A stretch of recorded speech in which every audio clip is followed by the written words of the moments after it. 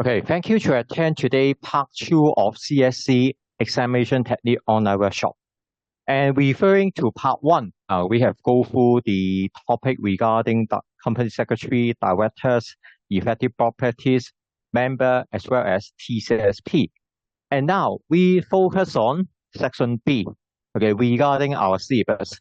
And more importantly, as mentioned in the recording 1, we understand that section B is the largest proportion of our syllabus.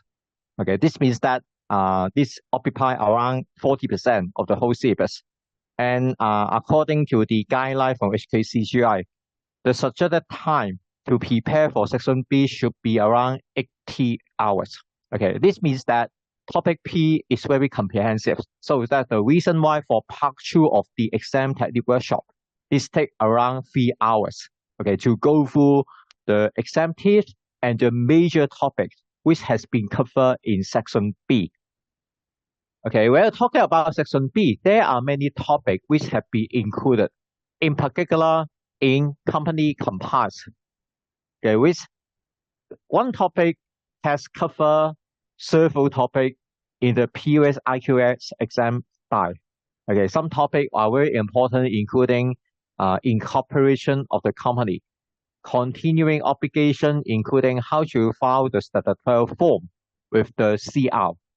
And more importantly, there are some topics which relate to winding up, okay, including member ownership winding up, creditor ownership winding up, and compulsory winding up. And some formalities are required for the listed company, okay, including the CG application, some formality like the change of company name for the listed company. So that's the reason why the topic of company compliance is very comprehensive. Okay, so that according to the past exam papers, there has been some topic in company compliance which has been included, okay, at the exam. Okay, one good example is formation and incorporation of a Hong Kong company. There are 5 types of company under the CO. You should know all the procedures and requirements for formation and incorporation for each type of company, okay, including how to make registration for the relevant company, how to convert, let's say, from private company to a public company. Okay, you should know some procedures. Let's say how to register a public company limited by shares, a private company limited by guarantees. Okay, so that the incorporation and formation of a Hong Kong company are quite important in examination. Okay, after the company has been incorporated, then what is the filing requirements under the CO? Okay, one good example is every Hong Kong company is required to file the annual return with the company registries. Okay, depends on the type of company. There is also different statutory deadline to file the annual return. In case of any corporate changes, for example, the change of directors and company secretaries, the change of the register office address, the change of the location of keeping the statutory record, the allotment of shares, the share buyback or share redemptions, the change of the register office, let's say change of the particular of the directors and the company secretaries, the registration of charges and the release of charges. Okay, so that's the reason why you should know all the statutory form and know the filing requirements, including the deadline. Okay, and also look at there has been one question asked about the change of company name of a listed company. This means that not only the company law requirements, you should know the formality and practical consideration of a Hong Kong listed company to change these company names. Okay, there has been also some question asked about change of financial year end. That is the change of the accounting reference date and accounting reference period, which are quite popular in the previous long question. Unfortunately, student performance in relation to the change of the accounting reference period is very unsatisfactory.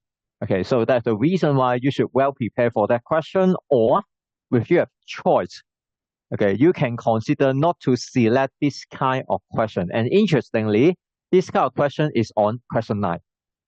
Okay, you should know the procedures and legal requirements for the creation of charges and the release of charges, including under the CO, what kind of charges which should be registered with the CR.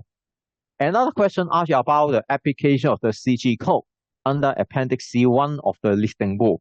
Okay, of course, for CG code, when you attempt the examination of corporate governance, CG code is far more important. So in CSC, more of the question regarding CG code should be Section A sub question. Okay, some question may cover the listed company. One good example is general office. Okay, for the listed company under the takeover code, you should know under what circumstance the increase in shareholdings by the controlling shareholders may trigger the implication of the takeover code. You should know share scheme under Appendix 17 of the listing rule. Okay, just because Hong Kong listed company commonly adopt the share scheme, which includes share award scheme and share option scheme. Okay, so that you should know the share scheme under the listing rule. Okay, there are some questions asked you about company dissolution. Not only incorporation, how about to close down the company, which are also common and popular in the examination. Interestingly, in Hong Kong, the most popular way to dissolve the company is company deregistration. Okay, that is more than half. When we are considering to close down the company deregistration is the fast and inexpensive way to close down the company. However, there has been no question in CGQP exam asked about deregistration. On the contrary, please try to focus on the winding up. Okay, under the chapter 32, that is company winding up ministers audits. And there are 3 major types of winding up. That is member voluntary winding up, creditor voluntary winding up, and compulsory winding up. That is by the court. Okay, so that they are quite common and popular in the previous examination question. Okay, apart from that, striking off under the CO, including under what circumstance the company registry has the authority to strike off the company. With that is a reason to believe that the company is not in operation. Okay, so that you should know all the procedures, formalities, as well as company restoration. Okay, another common question asked you about is dormant company. Okay, you should know under the CO, chapter 622, the company can apply for dormant.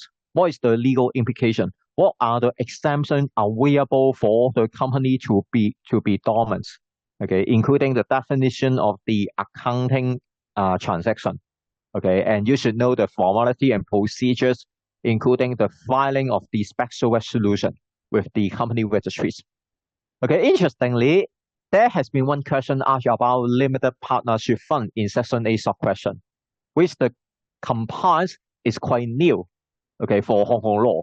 Okay, so that's the reason why you should well prepare for everything in the whole syllabus, even though the question carry 5 marks only. Okay, looking at another topic in Section B regarding annual or integrated report. Okay, this seems that this topic may not be quite important examination just because according to the past exam paper, there are only one question asked about the publication of the annual or interim result announcement for the listed company in Hong Kong. Okay, so that you should know all the procedures when the listed company is required to prepare the result announcement as well as annual and interim report. What is the timetables? Okay, just because there has been one question asked you about payments of dividend and how to determine the ex-dividend date, just because they are quite relevant to annual result announcement. And after publication of the result announcement, okay, what is the deadline to publish the annual report and also general mandate circular and also notice of the AGM? Then you should know what is AGM, what is the deadline to hold the AGM, and with the company declare final dividend, what we can do. Okay, you should know all the formalities regarding the listed company, how to publish the result announcement. Okay, another important topic we find out in section B is external audit. Okay, and this topic is very straightforward. Ask about the appointment, reappointment, and re-election, as well as resignation of auditors. Okay, so that please focus on how to change the company external auditors. What is the formalities and requirements under the CO and the listing rule, just in case the company is a listed company in Hong Kong. Okay, another major question again, listing requirement in Hong Kong. Okay, that is how to apply for the initial public offering, IPO, in Hong Kong. Okay, there has been only one question. Okay, ask you about the procedures and the requirements for the IPO in Hong Kong. Okay, so that when you study the topic of the security exchange listing regime, please try to put a strong focus on the IPO procedures. Okay, that is question 7 on June 2021. When you take a look on that question, this means that the suggested answer cover the major contents of the IPO procedure, so that you can make use of these past exam papers as a benchmark to understand the IPO procedures and requirements. Okay, another important topic in section B is maintenance of record. Okay, the Hong Kong company is required by the CO to keep the statutory record. Okay, that is register of member, register of directors, register of company secretary, certificate controller register, and any other corporate record, including board minutes, board of directors, and shareholder meeting minutes, and any written resolution, for example. This is the legal requirement for the company to maintain statutory records. As a result, who has the power to make inspection of record? Okay, let's say the directors has the power to make inspection of the statutory record.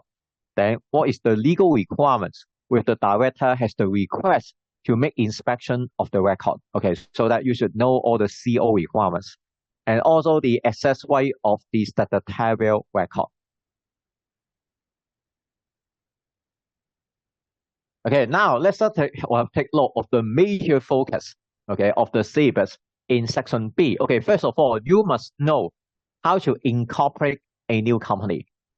Okay, before we understand the incorporation procedures, you should know the form of business in Hong Kong and also the type of company which are available for registration under the CO. And before incorporation, please consider several items. Okay, including company name, who are the member or shareholders, the first directors, the first company secretary, register office address, okay, the content of the articles, as well as the amount of the share capital, just because we need to file the draft AA together with the incorporation form containing the relevant details and filed with the CR. Okay, so that's the reason why you should know all the items which must be included when we incorporate a new company. Okay, so that company name is very important. Before we consider any company name, please conduct the name search at the CR record. Okay, and company name can be English and or Chinese name. Okay, so that only the name which is available for registration, which is not identical or similar to the existing company name, according to the index of the company name kept by the CR. Okay, and also make sure that the AA can contain all the mandatory sections, and all the sections should relate to the rule for the operation and management of the company. And file the form NNC1, that is incorporation form, containing all the company particulars, and also include the application for the business registration certificate. And then submit everything, including the articles, form NNC1, together with the business registration application and the BRV to the CR. Okay, and then we need to wait for the issue of the certificate of incorporation. Okay, we can submit the relevant documents by hard copy or electronic copy. Okay, that is using CRE filings. Okay, and after the application is approval, then the founder member can download and collect the certificate of incorporation and business registration certificates. Okay, so that those certificates will be issued in e-form or in hard copy form. Okay, which has the same legal effect. Okay, and you should know the public company and what is the major difference between private company and public company.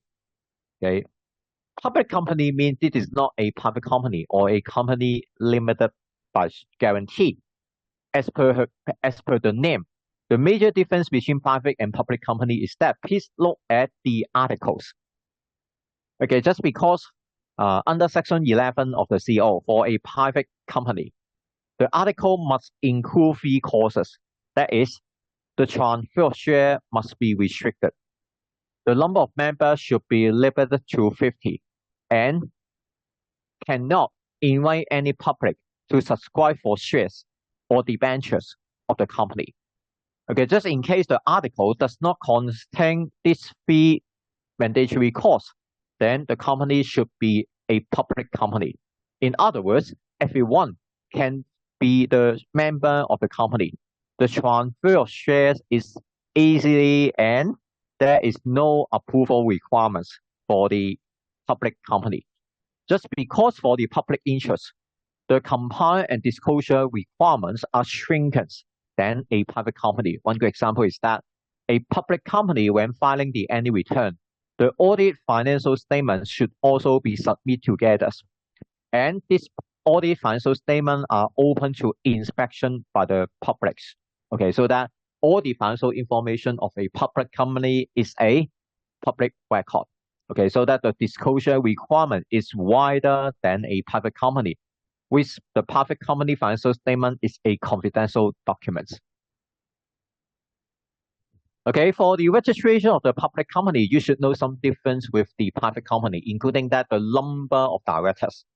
Okay, of course, according to the article's requirements, that is for the private company, okay, there can be a sole directors. Okay, and the appointment of the corporate director is allowed.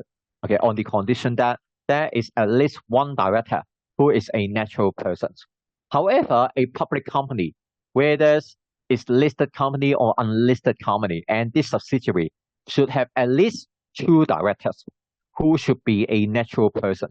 And corporate director is also not allowed for the. And the number of the shareholders can be more than 50. And the share and debentures can be freely offered to the public. Okay, so that's the reason why more corporate companies are listed on the stock exchange. Okay, because according to the listing rule, the listing vehicle must be a public company. Okay, just because the listed company and public company are subject to stringent rule and regulation. Okay, in particular, the main purpose for new listing in Hong Kong is to raise up capital from the publics. Okay, so that after incorporation of the public company, the public company can apply to the Hong Kong Stock Exchange for the listing of these shares in the stock market. That is the IPO. Okay, after the company has been incorporated, you should know the statutory requirements to create the CR form. Okay, so that you should know they are the common CR form, okay, which must be filed with the CR within the statutory deadline. Please also refer to the CO requirements on the filing of the company returns. Okay, and among so many statutory forms, apart from using the manual typings, okay, of the form, we can also rely on some company secretarial software. Okay, one good example is CSA software. That is the statutory form can be created and generated by using the CSA software. Okay, or if you feel that the CSA software is quite expensive and costly for the company, you can directly download the form okay, from the CR website. Okay, among so many statutory forms, the filing of any return occupy more than half of the statutory filing, and every company must file the annual returns on an annual basis, excluding a dormant company. Okay, you should know all the deadline and formalities to file the annual return with the CR. Okay, including the type of company. Okay, for example, a private company named by shares must file the annual return in every years within 42 days after the anniversary of the day of the company incorporation. And there is no need to file the audit financial statement with the CR. How about public company led by shares? Public company must file the annual return every year within 42 days after the company return date. That is, which is 6 months after the end of the company accounting reference period. Okay, and the audit financial statement should also be submitted together with the annual returns. Okay, assume that the accounting reference period is December 31. This means that the day of filing the annual returns should be 6 months. That is June of 30. And then within 40 days of the June of 30, the company must file the annual return together with the audit financial statement. Okay, how about guarantee company, which is similar to the public company? Okay, that is the deadline is not 6 months, that is 9 months after the end of the company accounting reference period. And also the audit financial statement must also be submitted together with the annual return. For example, with the accounting reference date is December 31, then the day of annual return is September 30. So that within 42 days of September 30, the company must file the annual return together with the audit financial statement. Okay, apart from Hong Kong incorporated company, how about non-Hong Kong company registered under Part 16 of the CO? Okay, the annual return form is not Form NAR1. The form name is Form NN3, which should be submitted to the CR in every year within 42 days after the anniversary of the days of registration. Okay, so this depends on the day of registration. That is looking at the day of the certificate of registration issued by the CR. And just in case, depends on the law of this place of incorporation of any other jurisdictions. Just in case, the law of the place of incorporation require account. Okay, then please submit the account together with the annual return. If there is no account requirements, okay, according to the law of this place of incorporation, then there is no need to file the annual account with the CR. Okay, even though the annual account is required to be filed, the account can be unaudited. Okay, so that there is no need to appoint the external auditor to perform audit for a non-Hong Kong company just because the place of incorporation is outside Hong Kong. Okay, you should know all the formality and procedures for filing of the annual return. Okay, there has been one question asked about the change of company name for the listed company. Okay, similar to private company, before we change the company name in Chinese and or English, please conduct the name search to ensure that there is no identical or similar name which are already registered with the CR. Okay, just because of the change of business strategies or just because of the change of the business direction, so that the change of company name is required, okay, in order to reflect the current business strategies. Okay, so that the company should notify the stock exchange and also the proposed effective date of the change, and also submit the statement of the new share certificate, okay, bearing the new company name to the stock exchange for approval. Then the company must publish the announcement regarding the proposed change of company name and upload the circular and notice of the general meetings on the company and stock exchange website. And then at the general meeting, pass the backstop resolution, that is at least 75% approval and then publish the poll vote result announcement on the website of the company and the stock exchange. Then file the Form NNC2, okay, with the CR within 15 days. Okay, and there is no need to file the special resolution for a Hong Kong listed company. Then after the change, please notify the stock exchange and also the string of the stock name in both English and Chinese, which allow the investor as the stock market can be more easily available to assess your company. And by submitting the form CF093. Okay, then there should have a board approval for the adoption of the new common seal. And please the new share certificate, prepare the new company seal, and issue the share certificate. And notify the IRD and the business registration office. And update the website. Insert the new company name in the articles. Arrange the new name template and amend all statutory documents. And also including all the company head and other corporate communication documents. Okay, there has been some question asked about charges. Okay, the statutory requirements under the CO, how to apply for charge registration. Okay, this is common that the Hong Kong company borrow the loan from the bank. Then the company is required to use some, let's say, fixed assets, let's say the land and properties, to pledge for the loan borrowings, and then create the charges.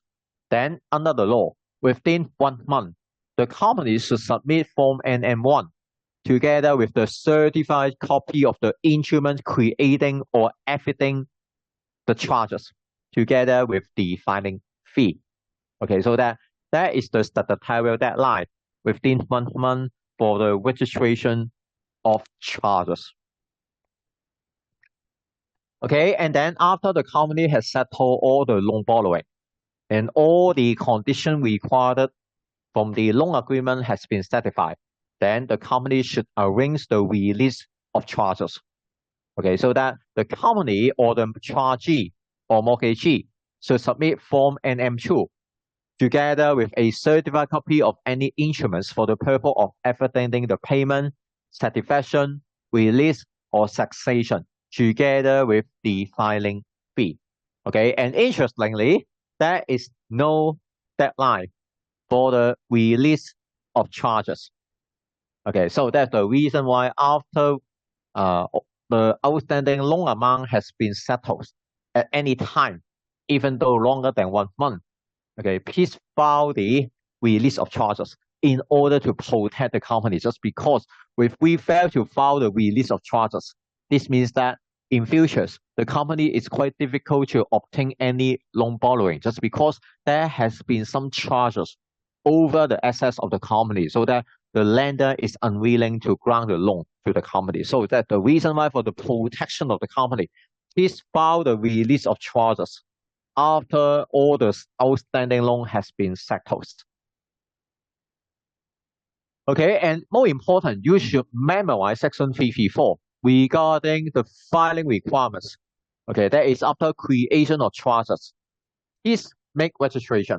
Okay, just because there are statutory registration requirements of the following charges. Okay, including the charges on uncalled share capital, the charges created by an instrument with executed by a natural person, which require registration as a bill of sales, the charge on land, the charge on book debt of the company, the charge on call, okay, of the unpaid share capital, the charge on installment due but not paid on the issue price of shares, the charges on the ship or aircraft or any shares, a charge on goodwill, a patent, license under the patent, a trademark or copyright, or a license under the copyright. Okay, that is intangible property interest. And holding charges on the company undertaking or properties. One good example is using the stock or inventories, okay, to create the holding charges. Okay, think about the legal consequence with that is no registration.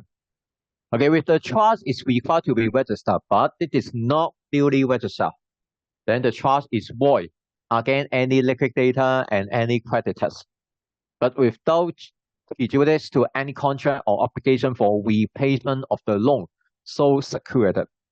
Okay, so that with the registrable charges is not duly registered, the creditor holding the trust will not be able to enforce the trust. Okay, and the creditor holding the trust will not lose his right as an ordinary creditor to claim repayment of the loan, even though the trust is void. And the creditor could be rendered like other ordinary creditor and does not have any priority over replacement of his debt. However, non-registration also caused the company and every officer who is in default to be liable to a fine. Okay, so that's the reason why if the company has created the charges, then there is the additional statutory register, which should be kept by the company. That is the register of charges. Okay, at the register office address or any other location, the company must maintain the register of charges together with a copy of every instrument creating any registrable charges.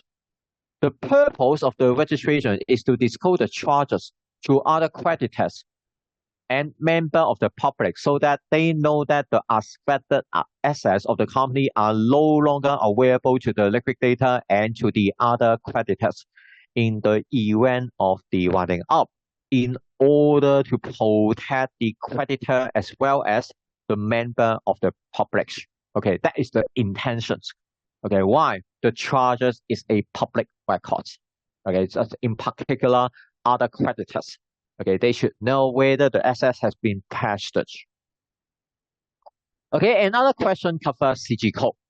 Okay, but of course, when you attempt CG examination, the use of the CG code is far more important. But you should know some basic ideas on the CG code in our syllabus. Okay, there are two levels, including mandatory requirements for disclosure, okay, of the CG report of the listed company, and also the principle of good CG, the code provision of a compile or explain basic, and certain recommended best practice. Okay, so that the adoption of the recommended best practice is based on a voluntary basis. Okay, however, for the mandatory disclosure requirement, the CG report must contain all the information.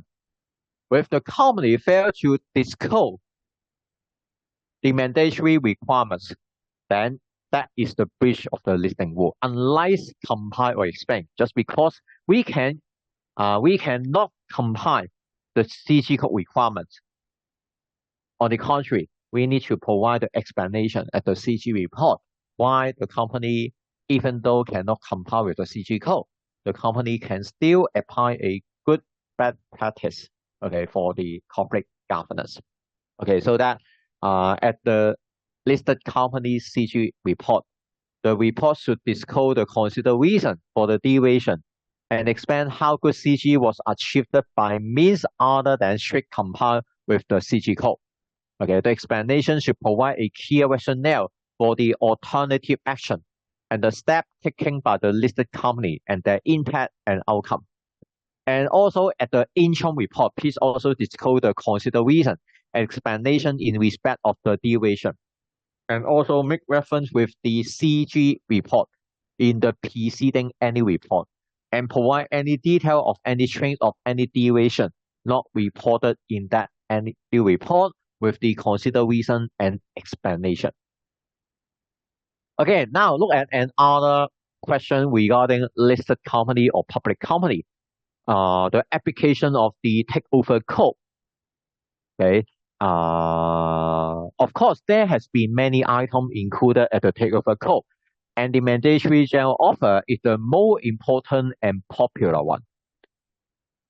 Okay, just because under what circumstances, okay, the controlling shareholder is required to act as overall and then offer the share to all the shareholders. Okay, first of all, you should know the concept of the controlling shareholders. Under the takeover code, controlling shareholder means the shareholders or a or two or more persons acting in concert according to the SFO and the takeover code. Okay, individually or collectively hold 30% or more. Okay, that is the controlling shareholders. Okay, so that there are four scenarios which will trigger the implication of the takeover code. Okay, so that the mandatory general offer is required. Okay, the one is any person acquired, whether by a series of transactions over a period of time or not, that is 30% or more of the voting rights. Okay, the second scenario is two or more persons are acting in concert and they collectively hold less than 30%. But any or more of them acquire voting shares. And just execution has the effect of increasing their collective holding of voting right to 30% or more of the voting right of the company. Okay, so that GO is required. Okay, and the first scenario is any person holding lost less than 30% but lost more than 50% of the voting right of the company. And that person acquired that is in any period of 12 months. Additional voting share with the effect of increasing that person holding of the voting rights by more than 2%. Okay, so that we use the term 2% quid pro rule to illustrate the third and the fourth scenario. Okay, this means that for the controlling shareholders, hold the shares lost less than 30%, but not more than 50%. Please make sure that in any period of 12 months, there is no increase in shareholdings of voting right, which is more than 2%. Otherwise, mandatory GO is required. Okay, and the final scenario refers to two or more persons acting in concert, collectively hold lost less than 30%, but not more than 50% of the voting right of the company. And any one or more of them acquired, that is again in any period of 12 months. Additional voting right with the effect of increasing their collective holding of voting share of the company by more than 2%. Okay, so please try to memorize all the circumstances which will trigger mandatory GO requirements under the takeover code. Okay, and other common question in the previous exam, again, company dissolution. Okay, and you should know all the procedure and requirements for three types of winding up. Okay, in particular, member voluntary winding up. Okay, I also list out the procedures. Okay, including first of all, the board of directors should convene and hold a board meetings to approve the certificate of insolvency and convene the general meeting to consider and approve the member voluntary winding up. And then send out a notice of general meeting together with the proxy form. And the company should file a certificate of solvency, that is the CR form, NW1, which must be issued within 5 weeks preceding the date of passing the backstop resolution for winding up the company, together with the statement of the latest position of the assets and liabilities with the CR. Okay, at the general meetings, pass the backstop resolution to approve the member voluntary winding up and the appointment of the liquidators. With no audit for the account to be prepared by the liquidator is required. The company should pass the ordinary resolution at the general meetings. Okay, and after passing the backstop resolution, the member voluntary winding up can be commended. And please file the backstop resolution for the winding up of the company and the appointment of the liquidators within 15 days with the CR. And notify the IRD, the commandment of the member voluntary winding up, and cancel the business registration certificate and obtain the tax clearance. And the company should publish in the Gazette the backstop resolution, the appointment of liquidators, the notice to creditor for submitting the proof of debt as soon as practicable. Okay, and in case there is any change of the particular of the liquidator, please file the form NW4 within 50 days with the CR. Then the liquidator will arrange and execute his powers to wind up the company by realizing the asset, settling all the debt, and distributing the company's surplus asset to the shareholders. And after completion of the winding up, the liquidator should convene a final general meeting by giving a 1 month notice in the Gazette and dispatch the notice to the member. And the liquidator hold the final general meeting to consider and approve the ordinary resolution and the account of the winding up prepared by the liquidators. After the final meeting, then file the documents, that is the final statement of account and final return, within 1 week with the CR. The company should file the notice in relation to the succession to act as a liquidator within 15 days after succession by using Form NW5. And also the notice of the succession of liquidators should also be published at the Gazette. On expiration of the 3 months from the day of filing of the final statement of account and return of the final meeting, the company is dissolved automatically. Okay, so that you should know the procedure because mandatory voluntary winding up is quite common and popular in the examination. Another common question is striking off by the CR. Under the CO, with the registrar has reasonable cause to believe that the company is not in operation or carrying a business. Okay, one good example is that the company failed to file the annual return for several years.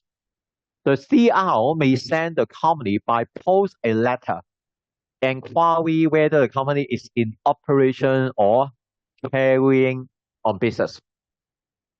Okay, and then within 1 month after sending the letters, the CR does not receive any response, or the CR receive a reply to the letters that the company is not in operation or carrying on the business. The registrar must within 30 days after the end of that 1 month publish in the Gazette a notice that the company name will be struck off and the company will be dissolved at the end of 3 months after the date of the notice. Okay, so that apart from CR, there are also some other circumstances for striking off. Okay, including that if the company is being wound up, no liquidator is acting or the company affairs are fully wound up, and the return required to be made by the liquidator has not been made for 6 consecutive months, then the CR must publish in the Gazette and send to the company or the liquidator a notice that the company name will be struck off from the registrar, and the company will be dissolved at the end of 3 months after the date of the notice. On the application of the registrar, with this appear to the court that the company should be dissolved, but because the company has the assets and or for other reasons, this should not be appropriate to wind up the company. Then the court may order that the company name may be struck off from the register and the company is dissolved. Okay, so that with that is the court orders made by the court, the company is dissolved on the day of the court orders. Okay, another popular company question should be dormant company under the CO. Okay, you should know what is dormant. Okay, including the dormant company is prohibited by the CO from entering into accounting transaction. Accounting transaction mean daily entries of all sum of money received and expenses, sales and purchase of goods, and assets and liabilities. There are some exemptions available for a dormant company, including holding the AGM, filing the annual return, appointing external auditor, and prepare the audit financial statement. The dormant company is exempt from audit under certain conditions, such as with the account have been dormant since formation or at the end of the financial years. When the company is dormant, it is exempted from financial reporting and other obligations as required by the CO. Then you should know the procedures, okay, for the dormant. you should know the benefits for using dormant company. Okay, first of all, the directors should convene and hold a board meeting to override the convening of a general meeting and issue the notice of the meeting. Okay, after debats the notice, then pass a backstop resolution at the general meeting to declare that the company will become dormant from the date of the delivery of the backstop resolution or any other day that is specified in the backstop resolution. Override the directors to deliver the CR, the backstop resolution for registration, and declare that prior the company ceasing to be dormant, the directors shall deliver to the CR a further backstop resolution declaring that the company intends to enter into an accounting transaction. Okay, you should also know for the listed company, what is the deadline to publish the result announcement and annual report. Okay, so please bear in mind the golden rule. Okay, that is for the annual report and annual result. For any result, this must be public not later than 3 months after the end of the financial year end. For example, for the financial year end December 31, this means that the deadline to publish the annual result announcement should be on March or 31. Okay, or earlier, just in case March 31 is Saturday, Monday, or holidays. How about annual report? Okay, first of all, not more than 4 months after the end of the financial year, that is April or 30. And more importantly, apart from any report, the company should publish the general mandate circular as well as notice of AGM. Okay, and also at least 21 days before the AGM is required. So that not only look at 4 month requirements, please also look at least 21 clear day notice requirements. Okay, in order to determine the date of AGM. For the income report, okay, that is the publication of the unaudited account. Okay, that is no later data than 2 months after the end of the income period. Okay, assuming that the income period date is June 30, then the deadline to publish the income results should be on or before August of 31. Okay, just in case August 31 is Saturday or Sunday, then please publish the income result more earlier on the trading day. For the income report, that should be not more than 3 months after the end of the income period. This means that the deadline to publish the income report should be September 30. Okay, you should know all the listing rule requirements. In particular, not only the company secretary, you should know as a shareholder and investor, you should know the deadline and the day of the publication of the annual and income result. Okay, another popular question covers external audit, okay, including the appointment of auditor, so that the first auditor may be appointed by the board or by the member is in the general meeting. The director may fill any casual vacancy of an auditor, and any continuing auditor may act until the company next AGM. Okay, with the firm of auditor is appointed as the auditor, the qualified partner of the firm shall be deemed to be the auditors. If they are trained in the qualified auditors, the new partner will take place of the retired partner as the auditor of the company. Okay, so that the company must, as its AGM, appoint the auditor to hold the office from the conclusion of the AGM until the next AGM. Okay, the shareholder approval is not required for the appointment of the auditor to fill a casual vacancy during the years. However, for the listed company, this must seek shareholder approval for the appointment of the auditor as the next AGM. Okay, and in case of any resignation of the auditors, the company must state in the announcement whether the outgoing auditor has provided a confirmation that there are no matter that need to be brought to the attention of the shareholders. If no confirmation has been provided, the announcement must state the reason. And for the annual report disclosure, the listed company should include detail of any change in these auditors in any of the preceding 3 years in the annual report.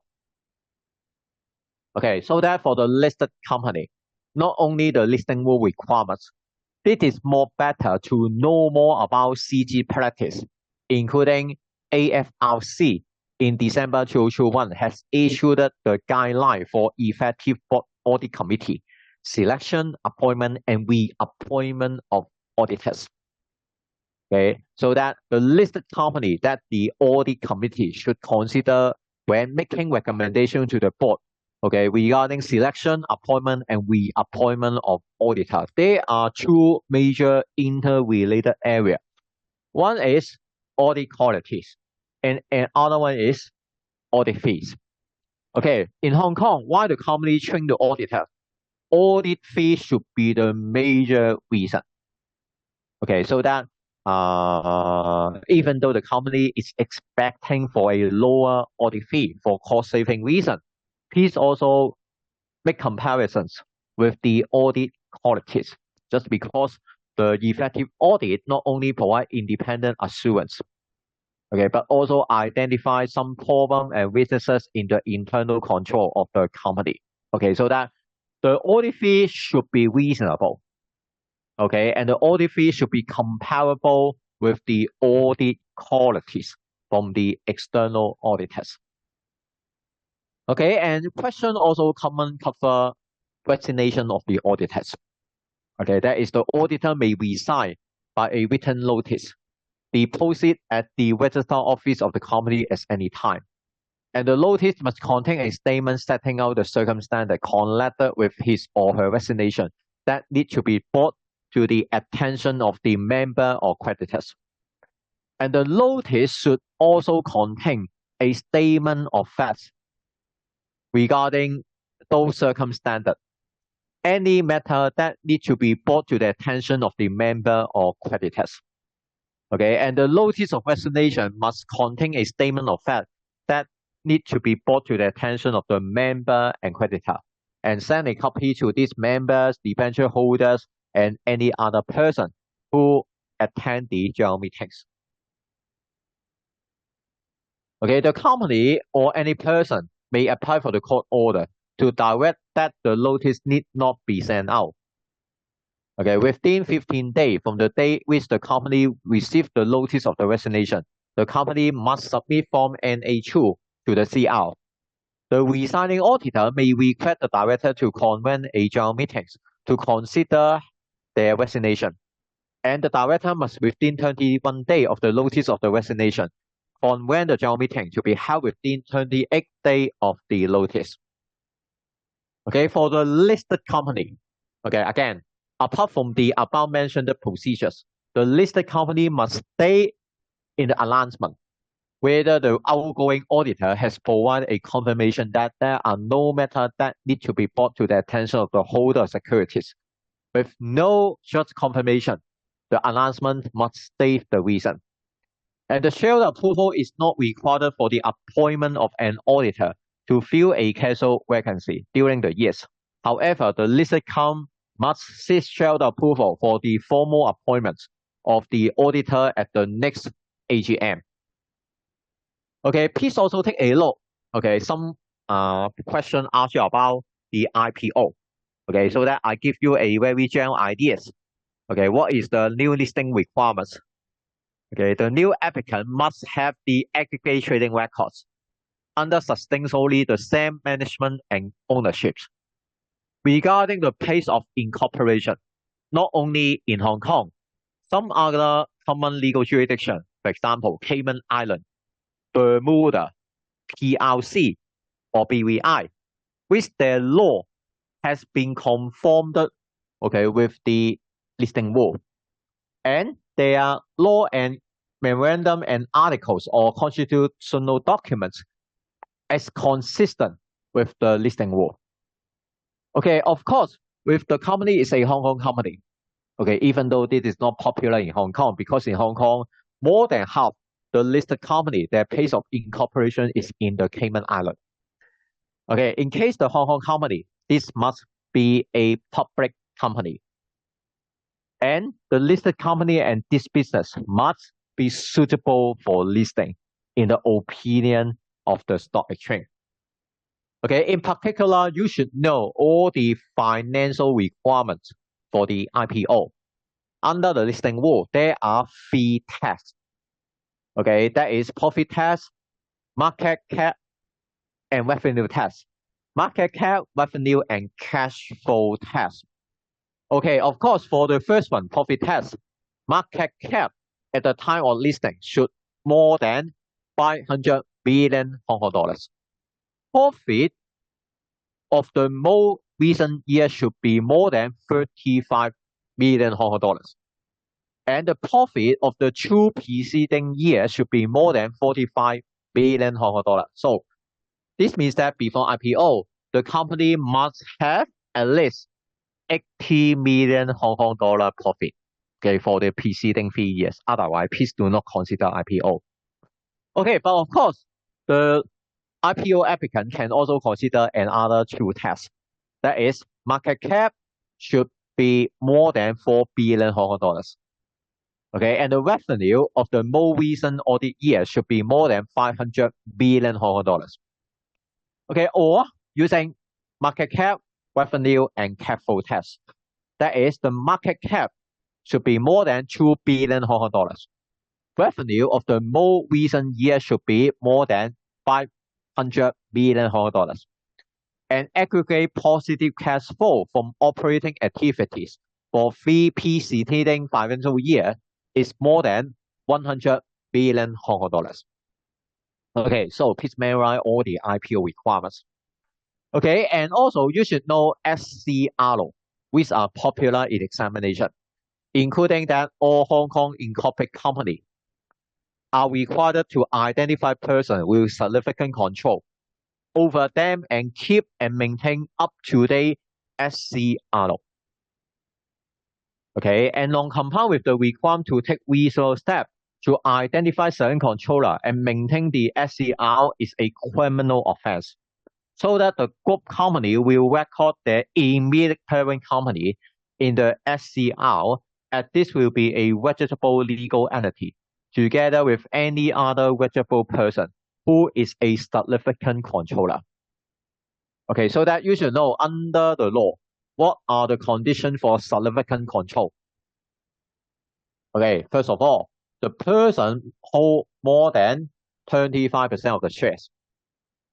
Okay, or the person hold more than 25% of the voting right, or the person hold the right to appoint or remove a majority of the board of directors, or the person has the right to exercise significant influence or control over the company, or the person has the right to exercise significant influence or control over a trust or the firm, which is not being a legal person, but home trustee or member satisfy one or more of the first 4 conditions. Okay, so please memorize all the conditions. Okay, and more importantly, you should know all the statutory register which must be kept under the CEO. Okay, apart from the register of member, director, company secretary, and SCR, as I mentioned before, with the company issue the debenture, please keep the register of debenture holder. With the company create the charges, please keep the register of charges and also a copy of every instrument creating a charges. It depends on the company to keep a permitted indemnity provision or a written memorandum setting out the term of the provision, a copy of the management account or a written memorandum setting out the terms of the contract, the copy of the resolution of the director or the members, minute of proceeding of director meeting or general meeting, and written record of the decision of the sole director or sole members, or any register of the particulars, okay, including loan, quasi loan, and any other dealing in favor of the directors contained in the notice to the financial statement. Okay, so that you should know the right to make inspection of the statutory record, including the members without charges, to make inspection on the register of directors, secretary, and members. Any other person, okay, in prescribed manner and on placement of the prescribed fee, to make the inspection of the register of director, secretary, and members. The person is entitled on request and on payment of the prescribed fee should be provided with a copy of the register of director, company secretary, and member, or any part of this. Okay, regarding the location of keep things at the notarial register, this should be kept at the register office or other location in Hong Kong. Okay, so that the member can make the inspection of the register of the directors. Okay, and also the without charges to make inspection of the register of the company secretary and the register of the members. Okay, now we have general ideas, okay, on the major concept, okay, in the syllabus, which has been covered in examination. Now, I would like to give you some example of the past exam papers, okay, and also the answer requirement in section B.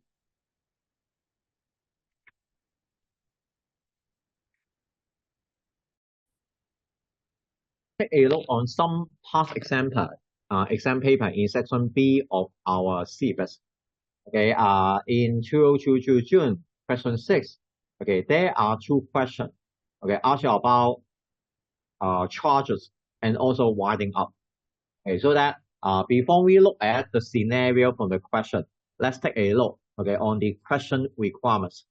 Okay, and I'll also provide some indication. In particular, when you present the answer to the question, you can use any headlines which I have highlighted. Okay, so that please make sure that for every given headline and subheadline, you are able to provide the relevant answers, okay, in order to satisfy the marking scheme requirements and make sure that you will not miss any part of the question. Okay, so that I highlight the words procedure to register a charges. And the second headline should be consequence of non-registration. And the first headline should be the procedures to release a charges. Okay, third hint mark. Okay, another question asked you about two directors are opinion that the company should be wound out with immediate effect. Advise the directors whether they could initiate the winding up process under the CWUO chapter 32. Okay, so that you should know the headline, initiation of the winding up process. Okay, for that question. Okay, of course, we have not read the question and scenario, but at least you should know what are the requirements and expectations from the examiners. Okay, now how to read the question, as I mentioned in part 1 of our exam technique workshop. Okay, first of all, what is the type of company? NDC is a private limited company that was incorporated in Hong Kong. The purpose is for some specific purpose. Two directors, John and Jay, and now contemplating winding up the company since the project has been completed and no more income, and the company will not be listed in the future. There are charges over the assets of the company which were created in previous 2 years. The charges will softly be sacrificed. However, the finance manager concerned about the record can only be found in the company file, but not in the CR record in respect of the charges in 2015. Okay, is there any non-compliant issue for failing to file the charges with the CR? Okay, the director believes that the company is solvent. However, the finance manager finds that the company has not settled some invoice to these suppliers, who are now requesting that the company settle all the outstanding amount within 7 days. The director has received a notice from Paul, the director, who holds 50%, has passed away. Any resolution that requires 75% back-sole resolution cannot be obtained until all shares are transmitted to his will. Mary and other shareholders has asked John and Jay to commend the winding up process to protect the company assets, as she believes that the consideration of certain transactions were entered into the past director were undervalued. Okay, even though this is the scenario, I also highlight the major keywords. This means that when you provide answer under the relevant headline, please also make use of the scenario and information from the case, and then provide solution and recommendation as required by the question. Okay, so that you should know some formality and strategies to give presentation or answer to during examination. Okay, first of all, looking at the examiner report, which are very important. Okay, I'm happy that student performance in this part was very satisfactory. However, in part B, the question requirement is whether director would initiate a winding up process according to the scenario given in the question. Part B was poorly answered. Candidates should take into consideration the fact given in the question and carefully consider the more appropriate and justifiable of the options of winding up under CWUO Chapter 32. Very few students consider the backfill procedure under Section 228A of the CWUO as a variable option. Under Section 228A, with the director of or the view that the company has to be wound up, this should be commended under Section 228A because it is not reasonably practical for this to be commended under another section of the audience. The provisional liquidator can immediately be appointed with effect from the commencement of the winding up under Section 228A procedures. Alternatively, director may consider applying for a court orders, that is, to compulsory winding up by the court. Okay, so that the student meets Section 228A of the CWO and another alternative, that is applying for the court orders. Okay, so that student performance is not very good for Part B. Okay, how to present the answer? Okay, first of all, because question A asks you about charges, so that you need to list out all the charges which are required to be registered with the CR under Section 334 of the CO. What are the charges which are required to be registered? Okay, as I mentioned in my PowerPoint, the charge on uncalled share capital, the charge created or evident by the instruments as a bill of sales, the charge on land, the charge on book debt, the charge on call but not yet paid, the charge on installment on the issue price of shares, the charge on ship or aircraft, the charge on IP assets, a folding charge on the company undertaking or property, for example, the income sheet or stock. Okay, now let's take a look on some of the headlines which you have highlighted from the question requirements. Procedure to register a charges. The company which create a registerable charges has a duty to register the charges. And the chargee or mortgagee should deliver the following document to the CR, including Form NM1, a certified true copy of the instrument creating or evidencing the charges, and a filing fee. And any other person interested in the charges who pay the CR any fee for the registration of charges may recover the registration fee from the company. And the original charge instrument should not be delivered for registration. Okay, just because the CR only requires certified true copy by a director only. Form NM1 and the certified copy of the charged instrument should be filed within 1 month.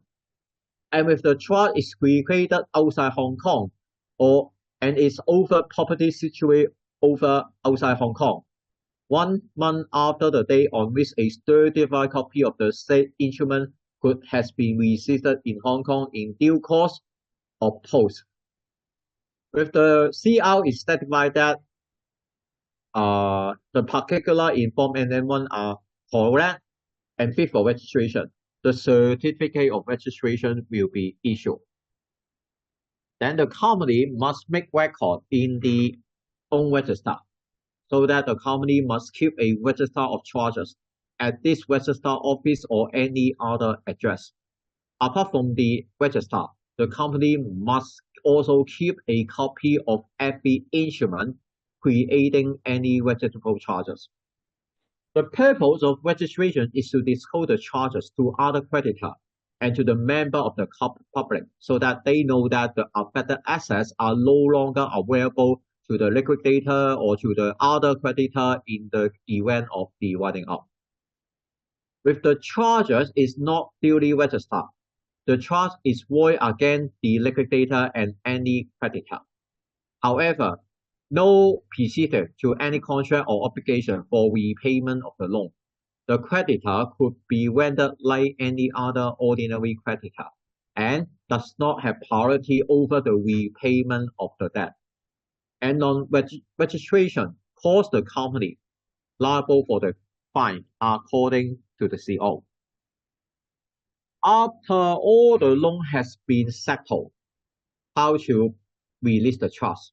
Okay, so that the headline is known as procedures to release a charges.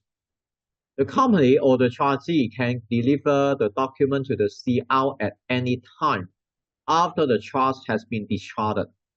The document to the CR include Form NM2, the certified true copy of an instrument, evidence the payment, satisfaction, release, or cessation of charges, and the filing fee. The company should update the register of charges to record the detail of the charges at this register office or any other address. Okay, so that part A seems to be quite straightforward.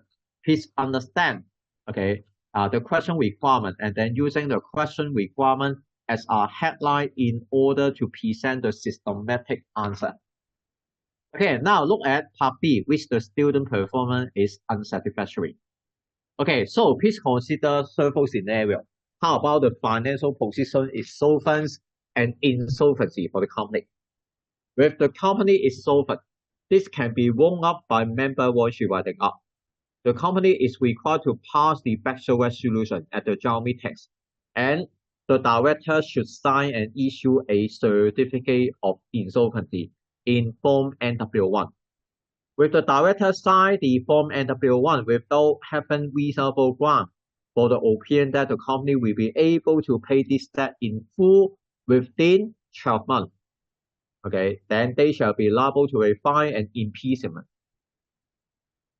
So that John and Jay, as two directors, has any doubt on the financial position of the company, which can settle all outstanding debt in full, they should not sign the Form NW to initiate the member voluntary winding up.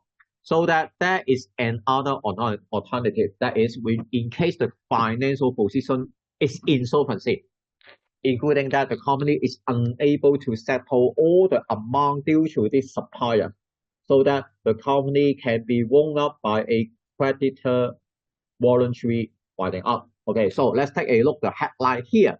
Creditor voluntary winding up should be one of the alternative and actions to wind up the company under Section 228A of the CWUO. A majority of the directors may form the opinion that the company may, by reason of these liabilities, cannot continue this business, so that they may file the Form NMW2, that is winding up statement, which must be delivered to the CR within 7 days after the day on which it is made, and the creditor winding up is commended at the time of delivering the Form NW2. The director signing the winding up statement without having reasonable ground, that is, for the opinion that the company cannot by reason of these liabilities continue this business, or to consider that the winding of the company should be commended under Section 228A, because this is not reasonably practical for this to be commended under any other section of the CWUO, shall be liable to a fine and imprisonment. Then the director shall cause the bond repayment not later than 28 days after the winding up statement, including the shareholder meeting to approve the backshore resolution to wind up the company, and the only resolution to appoint the provisional liquidators. The meeting of the creditors, which the creditor may confirm the shareholder nominee as a liquidator, or to appoint a liquidator by the creditors. Okay, so that voting is by simple majority, okay, during the meeting of the creditors. The creditor must have filed a claim before the meeting of the creditors. For creditor once writing up apart from the liquidators, the creditor may appoint the committee of inspection in order to assist and advise the liquidator in undertaking the liquidator duties. The committee compile a minimum of 2 or a maximum of 5 creditors and is appointed by the creditor meetings. Okay, and the committee is to agree the liquidator remuneration. Not later than 15 days after the appointment of the provisional liquidators, the director should publish the notice, the commencement of the winding up, okay, by the delivery of the CR or the winding statement, and the appointment of the provisional liquidators. Then the provisional liquidator within 15 days file the form NW3 to the CR. And the role of the provisional liquidator is to realize the assets of the company, distribute the proceeds to the creditors, and investigate the circumstances surrounding the failure of the company. After the provisional liquidator realize all the assets, distribute the fund to the creditors, complete the investigation, convene the final meeting of the creditor and shareholders, approve the final report. The liquidator report the outcome of the final meeting to the CR and cease to be liquidators. The company will be dissolved and the liquidation will be completed. Apart from creditor once winding up under Section 228A of the CWO, another alternative is the winding up by the court, that is compulsory winding up. The company may be wound up by the court if the company is unable to pay a debt of 10,000 Hong Kong dollar or above. The court is of the opinion that it is just an effort that the company should be wound up, or the company has by backstop resolution resolved that the company be wound up by the court. Then the creditor, shareholder of the company can file a winding up petition against the company. The winding up shall be deemed to be commended at the time of the filing of the petition for winding up.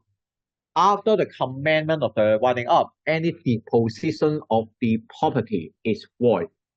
The company or any creditor or shareholder may apply to the court to stay or restrain any pending action or proceeding against the company. The provisional liquidator appointed after the making of the winding order will convene and chair the first meeting of the creditor and contributory within 3 months from the date of the winding up orders. With the provisional liquidator is of the opinion that the property is likely to more than the value 200,000 Hong Kong dollars. The provisional liquidator may apply to the court for the order that the company be wound up in a summary manner, so that there will be no first meeting of creditor and contributory, and the provisional liquidator shall be the liquidator without a committee of inspection. And the purpose is to simplify the winding up procedure and save the winding up expenses and the cost.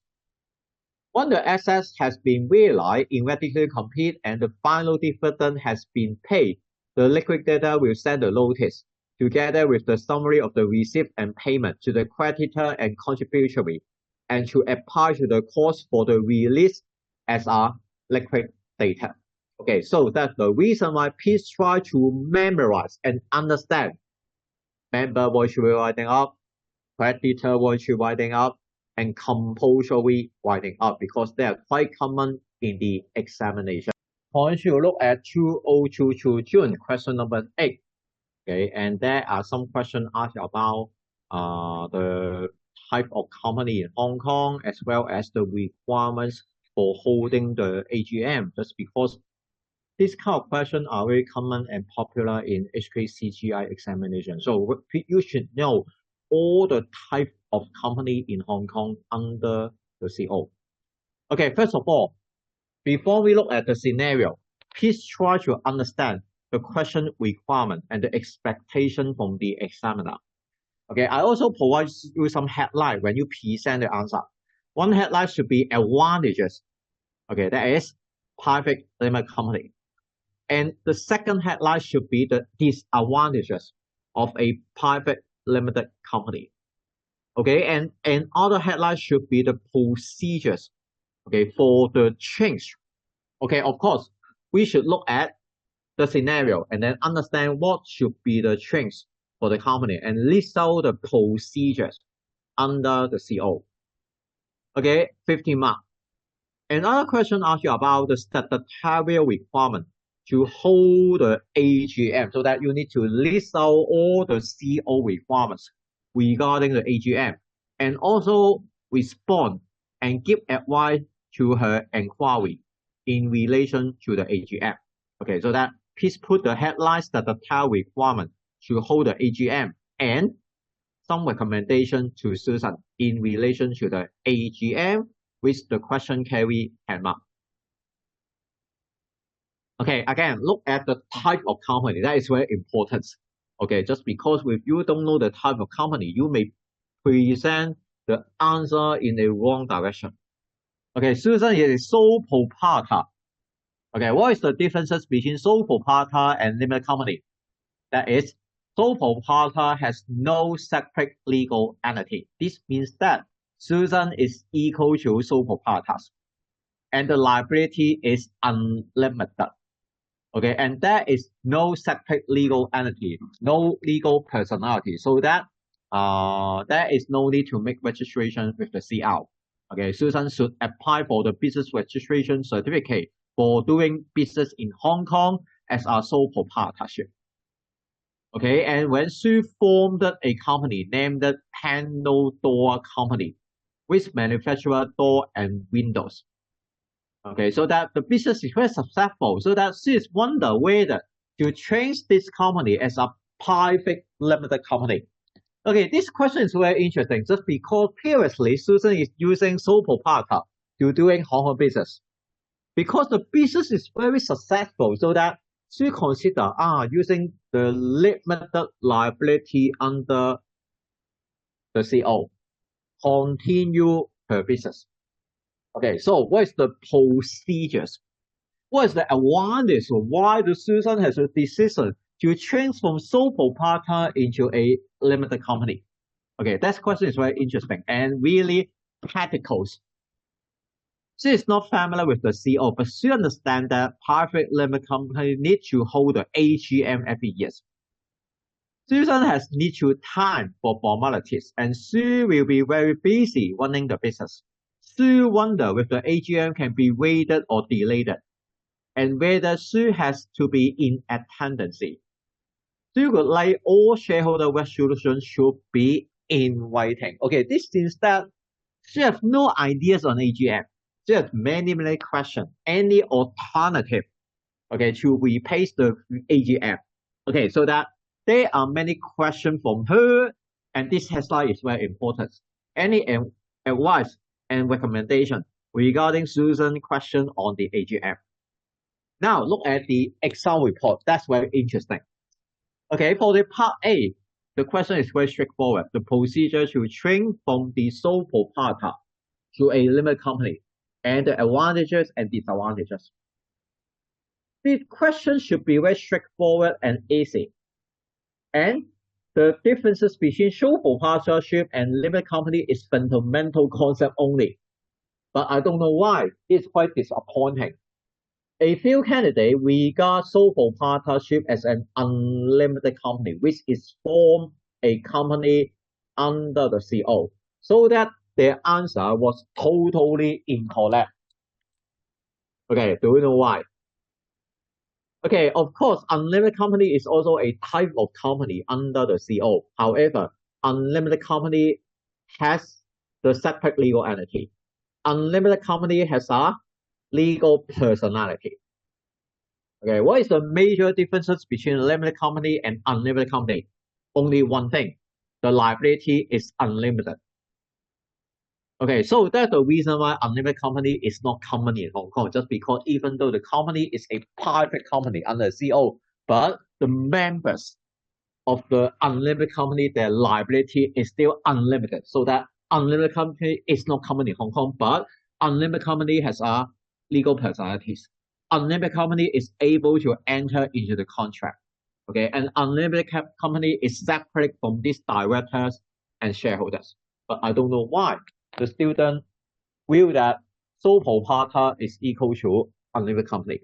Okay, so there's some answers saying about passing a best over solution to convert the sole proprietor into a private company and also file the form with the CR. I don't know why. Because when you take a look on the CR website, there is no just form. Okay, to change from the sole proprietor into a limited company. And interestingly, there is no backstop resolution requirement under the CO for that scenario. Just because sole proprietorship and unlimited company is totally two separate matters. Okay, unlimited company is governed by the CO, but sole proprietor only need business registration only. Okay, regarding part B, students need to apply the statutory requirements on AGM, and student performance was quite good for that part of the question. Okay, so let's take a look by using the headline. Please list out the advantages and disadvantages of a private limited company. Okay, regarding advantages, the liability of the member is only limited to the sum of their respective investment. The company is considered a legal entity separate from these shareholders. In the event of the winding up, the shareholder will not have to repay the company debt with their personal assets.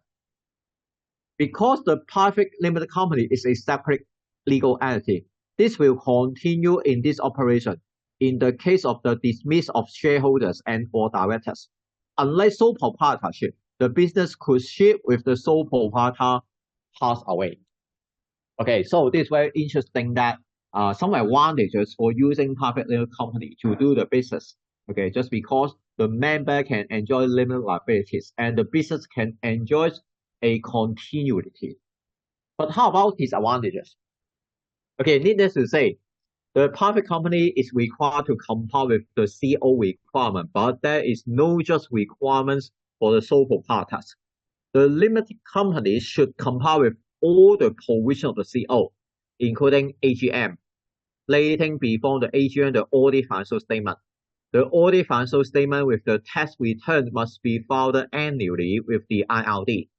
Every company is required to file the annual return with the CR and pay the annual filing fee. When setting up a private limited company, the founder is required to pay the incorporation fee to the CR, and the company name are subject to certain restrictions under the CO. As a private limited company are required to prepare the audit financial statement, the cost to maintain a private company is much higher than a sole proprietorship. Okay, just because for the sole proprietorship, there is no AGM requirement. There is no audit requirement. Okay, that is filing the account with the IRD is unaudited. Okay, there is no need to file the annual return for the sole proprietorship. There is no need to go through the incorporation procedure just because for sole proprietorship, Susan only need to apply for BR only. Then the BR name is the business name that is sole proprietorship. Okay, how about another headline? The procedure to change the status from a sole proprietorship to a private limited company. Okay, first of all, the sole proprietorship cannot simply convert into private limited company. First of all, Susan should cease her business under the sole proprietorship and report the cancellation of the business registration certificate to the BRO.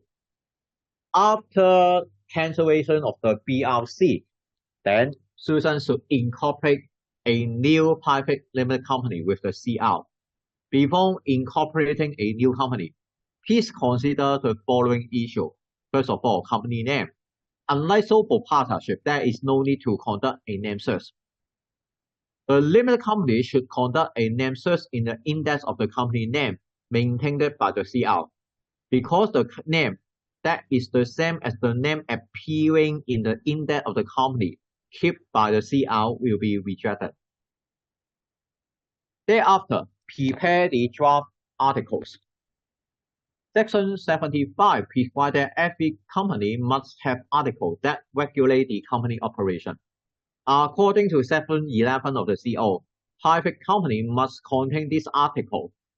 The following restriction. The rights of this member to transfer the company share is restricted. The number of this member is limited to 50. Any invitation to the public to subscribe for any shares or debentures is prohibited, and it is not a guaranteed company. Alternatively, Susan should consider adopting the model article for her company. Model article including sample A, that is the simplified form of model article of a private company, or sample C, okay, that is the model article applicable to the private company limited by shares. The next item is to appoint the directors. The private company should have a minimum of one individual director. That should be a natural person with only one director only, and a maximum of directors as specified in the articles. The director must be a natural person, can be of any nationality, and need not be the resident in Hong Kong, at least 18 years of age, and must not be bankruptcy or convict of any malpractice. Corporate director can also be appointed in addition to the individual directors. The board meeting can be held anywhere in the world. Then the next issue is shareholders. The private company can have a minimum of 1 shareholders and a maximum of 50 shareholders. There is no resident requirement. The director and shareholder can be the same or a different person. The shareholder must be at least 18 years of age and can be any nationalities. The shareholder can be the individual shareholder or a corporate shareholders. Shareholder meeting can be held anywhere in the world. The next thing is appoint company secretary. The private company must appoint company secretary who can be individuals, only resident in Hong Kong, or a corporate company secretary, which the registered office must be in Hong Kong. With the sole directors or sole shareholder, the same person cannot act as the company secretary. The company secretary is responsible to maintain the statutory book and record and ensure that the company can comply with all the statutory requirements. The next issue is the amount of the share capital. Okay, that is, although there is no minimum share capital requirements, the company must have at least 1 shareholder. That is the founder members. Okay, with 1 ordinary shares issued on formation. Share can be freely transferred subject to the stamp duty in Hong Kong. Okay, and also the company must have a registered office address which must be in Hong Kong and cannot be a PO box. Okay, then Susan should deliver the following application document together with the application fee, either electronic or in hard copy, including Form NNC1, a copy of the articles, and a notice to the BRO. With the CL certify all the procedure of incorporation, then the CL issue the certificate of incorporation together with the BRC. And after incorporation, the company is required to create and maintain the SCR, which is the register of all persons who have a certain control over the company, and also a appoint designated representative who is responsible for the reporting in relation to the SCR to any law enforcement officer.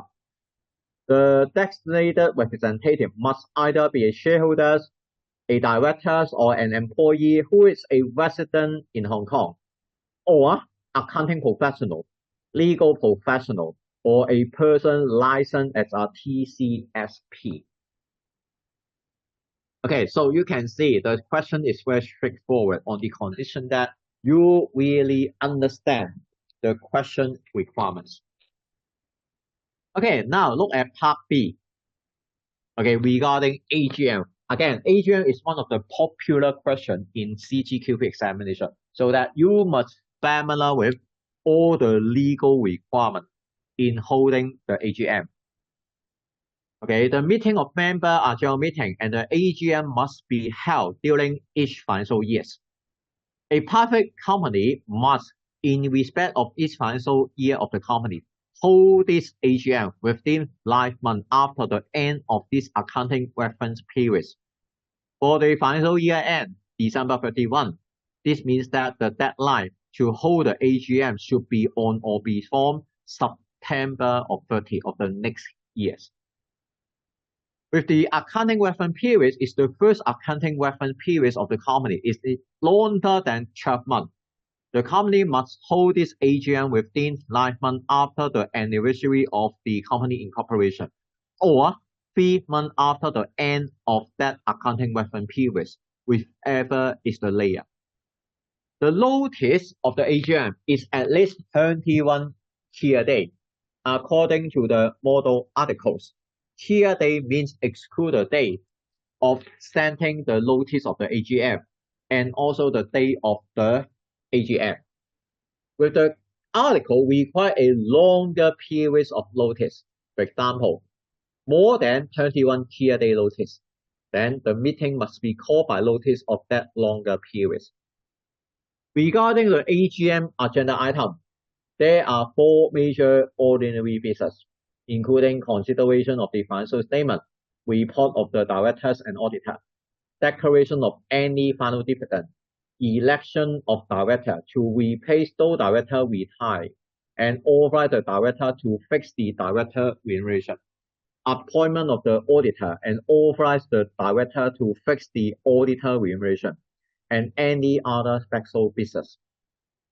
More importantly, under the CO, under what circumstances the AGM can be exempted under the CO? There are 4 situations under the CO. The first is that everything that is required to be done at the AGM is done by a written resolution, and copy of the document required to be laid or produced at the AGM are provided to each member on or before the circulation date of the written resolution. Okay, or the member is a single member company, only a sole shareholder, or a member passed a written resolution, okay, to dispense with the holding of the AGM in respect of that particular financial year or for subsequent financial year. And a copy of the special resolution must be filed with the CR within 15 days. Or the company is a dormant company. Okay, so they are very common and popular. Okay, how AGM can be exempted under the CO. If there is no AGM because of the exemption, director or member may appoint the first auditor for the first financial year. A copy of the financial statement and report should be sent to the member. The current auditor is deemed to be reappointed. When the company has disbanded with the AGM, okay, under the CO, any member will request the company to convene the AGM for a particular financial year by giving notice no later than 3 months before the end of the period within which the company will be required to hold the AGM. The only resolution is required to disband with the AGM. The company may also revoke the resolution disbanding with the AGM by passing the ordinary resolution. As the new incorporated company is not a dormant company, so that Susan is advised to comply with the requirements of the CO. In addition to hold the physical AGM, Susan should also consider using electronic means. Okay, just because in case she is not in Hong Kong, she can use the electronic and any technologies to hold the AGM in electronic formats. Or in case she is busy, she may consider to appoint the proxy to attend and enroll at the AGM. Okay, so that you can see the final sentence provide recommendation and advice to Susan just in case she is very, very busy. She has no time to attend the AGM, so that you can give some recommendation to Susan in case there is a AGM, what she can do, okay, in order to fulfill the AGM requirements.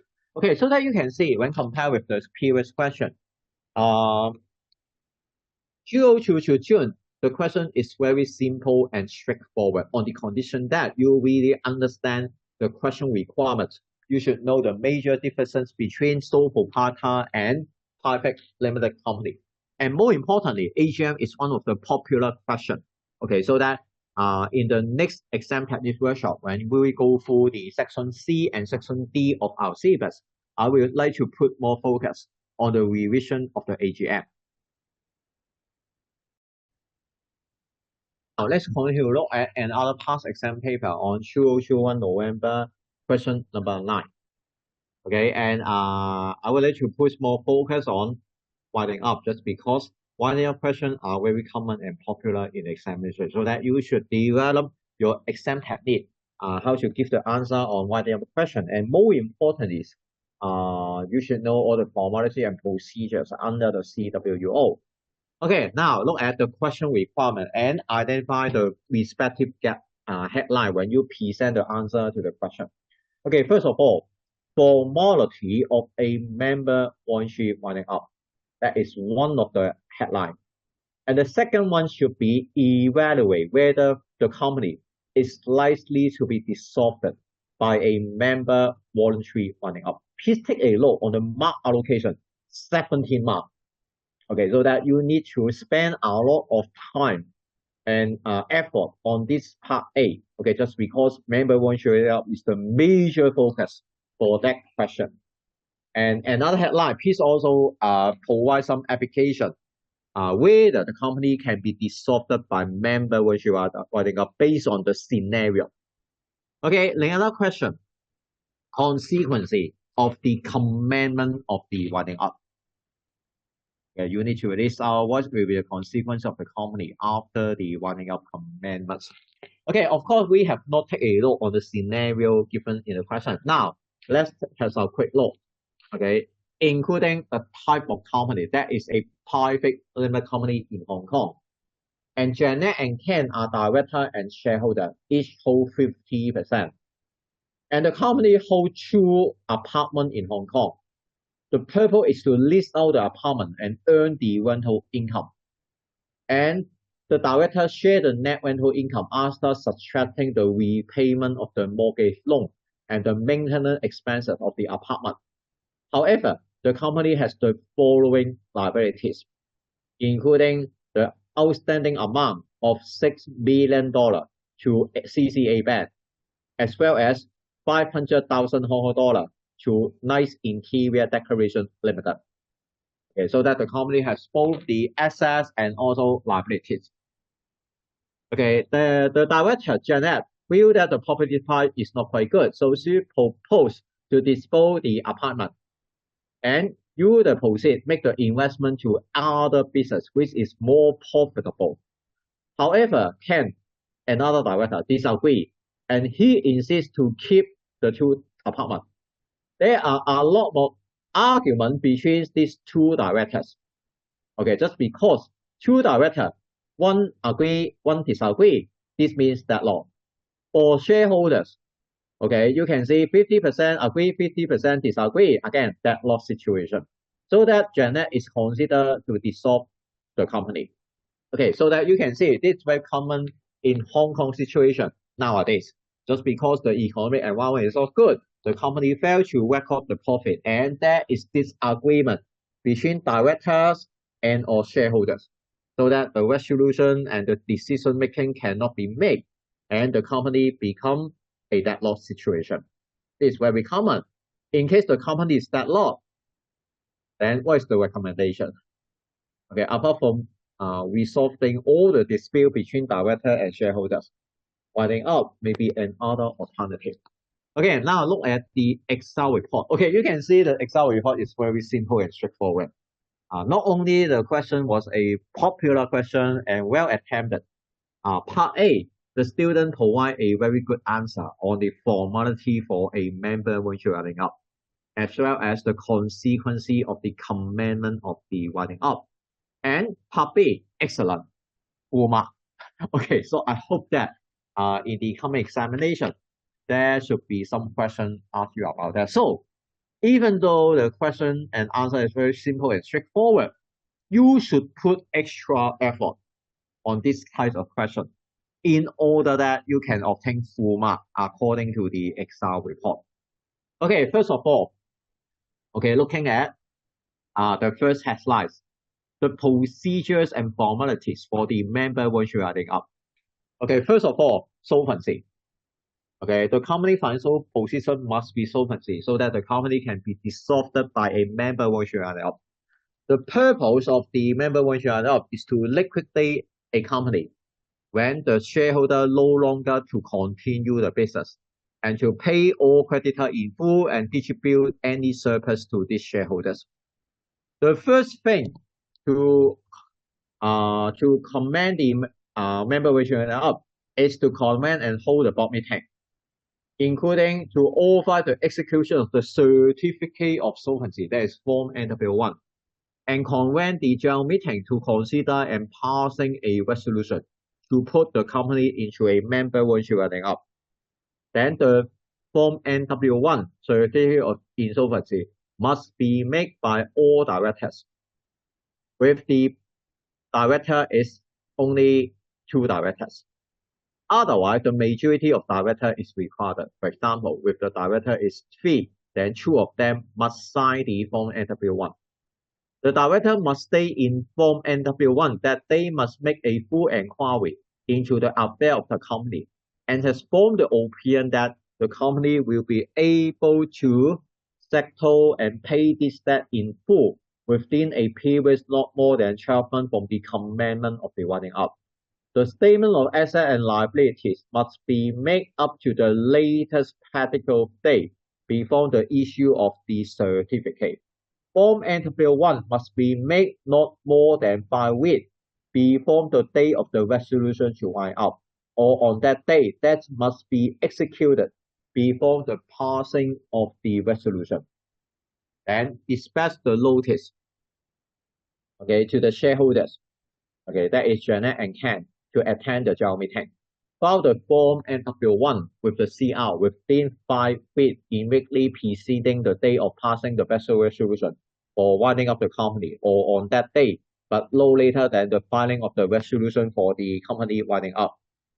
Then next, hold a general meeting to authorize the following resolution within 5 weeks from the day of filing of NW1, including backstop resolution to approve the member virtual winding up, to appoint the liquidator, to grant the liquidator the power to distribute the assets in cash or in specie, and ordinary resolution to dispense with the requirements to audit the liquidator statement of receipt and payment, okay, under the CWO. Then, after the appointment of the liquidators, then file the Form NW3, okay, to the CR, okay, within the statutory deadline after passing the resolution. Notify both the IRD and BRO within 1 month and submit the notification of cessation of business to the BRO. Publish the Gazette, okay, including the backstop resolution to wind up the company, the appointment of the liquidator, and the notice to the creditors. And then next, arrange for the liquidator to wind up the company and distribute the company asset. The liquidator will realize all the assets, settle the liability, and return the surplus to the shareholders and distribute them to the members. With the winding up continue for more than 1 year, the CWO requires the liquidator to call a general meeting at the end of the first year from the commencement of the winding up and subsequent years to present the liquidator statement of account and give the contributory an update on the liquidation. On the completion of the winding up, the liquidator should convene a final general meeting by giving at least 1 month notice in the Gazette. Then next, dispatch the notice to the member and hold the final general meeting. First of all, to consider the account of the winding up presented by the liquidators and pass a backstop resolution to authorize the disposal of the book, account, and document of the company after the expiration of the fixed periods from the dissolution of the company. Then next, file the CR, a copy of the backsold resolution within 15 days after passing the resolution. And then within the prescribed periods after holding the final meeting, file the following document with the CR. The first one, final statement of account of the winding up. Second, the return of the final meeting. With these two documents must be within 1 week. The list of dividend and composition, that is Form 95, within 30 days with any. Form 92 and Form 93, okay, with the winding up continue for more than 1 year. Okay, within 21 days after ceasing to act, the liquidator must arrange for a Form NW1, that is Notice of Cessation to act as a liquidator or provisional liquidator, to be filed with the CR and to be advertised in the Gazette. On the expiration of the 3 months from the date of filing of the final statement and return of the final meeting, the company is finally dissolved. Then look at the final issue here. Okay, look at another headline. Evaluate whether fund could be dissolved by a member voluntary winding up. Okay, let's take a look on the case here. First of all, there are some potential liabilities for the company. We must justify whether the company has sufficient financial resources to settle these two amounts after commencement of the member voluntary winding up. And more importantly, there are disagreements between the two directors as well as two shareholders. Then the issue is how to pass the backsold resolution, how to convene the board meetings. Okay, so that's the reason why there are many disagreements here. This means that some important decisions and some resolution may not be easily to be passed. Okay, so that's the reason why, first of all, the first criteria is the company must be solvency. Okay, in view of there are two liability for the company. Okay, so that the financial position is very important. Janet and Cam must make all the inquiry regarding the financial position of the company and make sure that after the commencement of the winding up, the company has sufficient money and financial resources to meet the liabilities within 12 months. Unless they are comfortable on that financial situation, then Form NW1 must be signed by all the directors, just because in this case, the company has only 2 directors only. If company commence a member voluntary winding up, then the liquidator could realize the asset, including the selling of 2 apartments. However, one question is that since the NW1 must be signed by 2 directors, in case Ken disagree, Ken will not execute the Form NW1, so that the company cannot proceed the winding up.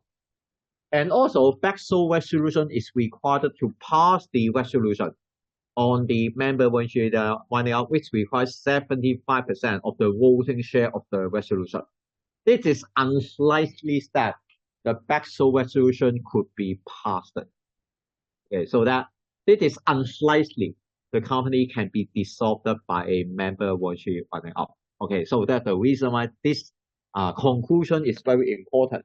Based on the scenario, you need to evaluate whether the member voluntary winding up is feasible. Okay, now look at another part of the question. Okay, look at the headline here. Consequence of the commencement of the winding up. Okay, there are several issues that we need to include. Okay, first of all, after the commencement of the winding up, the company ceases to carry on any business. All the business operations should be stopped. No any business transaction for the company. And all the power of the director should be handed over to the liquidators. Remember, the role and duty of the liquidator is to realize the assets, make the contribution to the members and also the creditors, okay, and also distribute the surplus. Okay, so that there must have no business operation, okay, unless the company which is operation. Any transfer of the shares after the winding up commencement is void. unless make sure or with the sanction of the liquidators. Okay, so that just in case the company want to initiate member virtual winding up, and we understand that Ken disagree. Can we ask Ken please dispose and sell the shares to another shareholders? Okay, so that the backstop resolution can be passed. Okay, so about that, the transfer of shares is void. Okay, unless there is the sanction of the liquidator. So that during the liquidation, the share cannot be transferred. Any disposition of the company properties after the commencement of the winding up is also void. Okay, that point is also important just because the power has been handed over to the liquidators. Even though the liquidator realize the assets, the proceeds should be distributed to the contributory, that is the member and the creditors. Okay, so that the company cannot dispose the company properties. Even though the company dispose the properties, this has no legal binding effect just because of the member virtual running up. Any alteration in the status of the members. One good example is variation of the shareholder right after the commencement of the winding up will be void. Okay, so that we cannot change the status of the member. The member should be maintained on the unchanged status. Okay, so that in that scenario, these two directors, their status should be remained unchanged. The statement that the company is being wound up must appear on every invoice, rental receipt, and business letter issued by or on behalf of the company by the liquidator on which the company name appears. Okay, so that's the reason why when you see any letterhead or any correspondence after the company name, this must disclose the word that is the company is in member venture winding up, so that every stakeholders will know that the company is under liquidation progress. Okay, so that this is very important. That the statement that the company is under member venture up should be included, and more importantly, since all the power has been handed over to the liquidator, so that who signed the letters, he or she must be the liquidators instead of the directors. After the commencement of the winding up, the liquidator may dismiss the company servant. However, the liquidator may continue to employ the servant to exist with the winding up of the company under the new employment contract. Okay, so that's the reason why the liquidator has the authority to lay off some people, including servants that is employee. However, in case because of the liquidation need, the liquidator can re-employ the servants that is employee under the new contract of employment. This means that because of the commencement of the winding up, all the existing employment contract should be terminated. And in case for any re-employment, then the liquidator can arrange a new employment contract to be signed with the employee for the purpose of winding up. Okay, one good example is accounting and finance department, just because the liquidator is responsible to prepare the liquidator final account. Okay, so that the accounting team should be maintained. Okay, so that they must be employed under the new contract of employment. Okay, all the power of the director shall cease. Okay, except insofar as the company in a general meeting or the liquidator has the sanction on the continuing, just because all the power of the director should be handed over to the liquidator. Okay, and the company can be dissolved by member venture up only with the dissolvent. Let's take a look on another section of the CWUO, section 237A, provide that with a company has been put into a member venture up, and with the liquidator are subsequently of the opinion that the company will not be able to pay this debt in full within the period stated in the certificate of insolvency, that is 12 months. The liquidator shall summon a meeting of the creditor and lay before the meeting a statement of the assets and liability of the company, and the winding up is converted into a creditor voluntary winding up. Okay, so this really depends on the financial position. And because this is the duty of the liquidator to prepare the liquidator account, so that during preparing the account, with the liquidator find that the company may not have sufficient financial resources to pay the debt in full, then the liquidation mode will be changed to creditor voluntary winding up. And also the procedure will be changed to creditor voluntary winding up.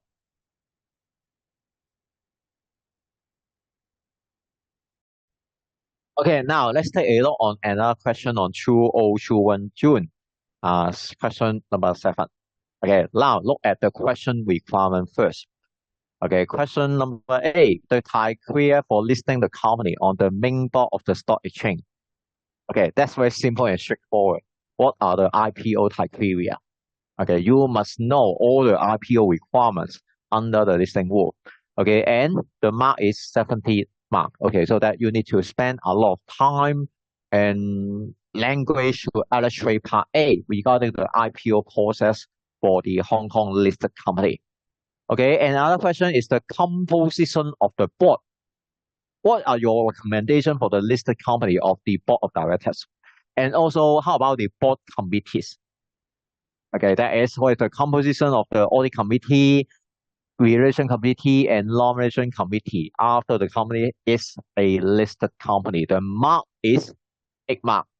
Okay, so you can see the question requirement is quite straightforward on the condition that you are familiar with the IPO process as well as the listing rule requirements.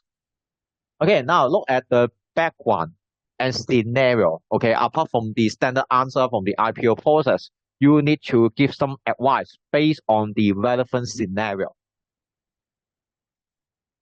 Okay, the company is incorporated in Hong Kong and is not a listed company currently. And you receive the email from the chairman. As you know, I've been thinking about whether the board should consider an application for listing of the company on the stock exchange. We have a very good profit and grow quickly over the past 5 years. We have purchased all the assets we need in order to expand the business in the future.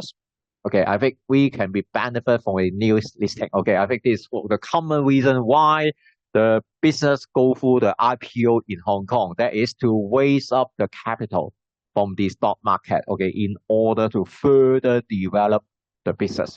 Okay, and profit is very important just because the company is required to fulfill financial requirement for the IPO. So that profit is very important. And you also see that continuity can be maintained just because the company has grown for the past 5 years. So that the company should have sufficient track record, okay, for the IPO qualification requirements. How about the shareholder reaction? Okay, for the proposal of the new listing. Okay, the shareholder Aiden hold 21% is buying out another shareholder, and they will then hold 35%, and they plan to retain with we listed. Another shareholder hold 5%, and he is very familiar in the listed company matter. He has warned me that with the company is listed, the director will need to spend a lot of time on corporate governance and need to set up various board committees. Okay, so when you present the answer, please also address these two concerns, okay, for the IPO. Okay, looking at the Excel report. Okay, this question regarding IPO criteria and board composition was a popular question. Well answered and good performance. Okay, I'm happy on that. And please also familiar with the IPO procedure.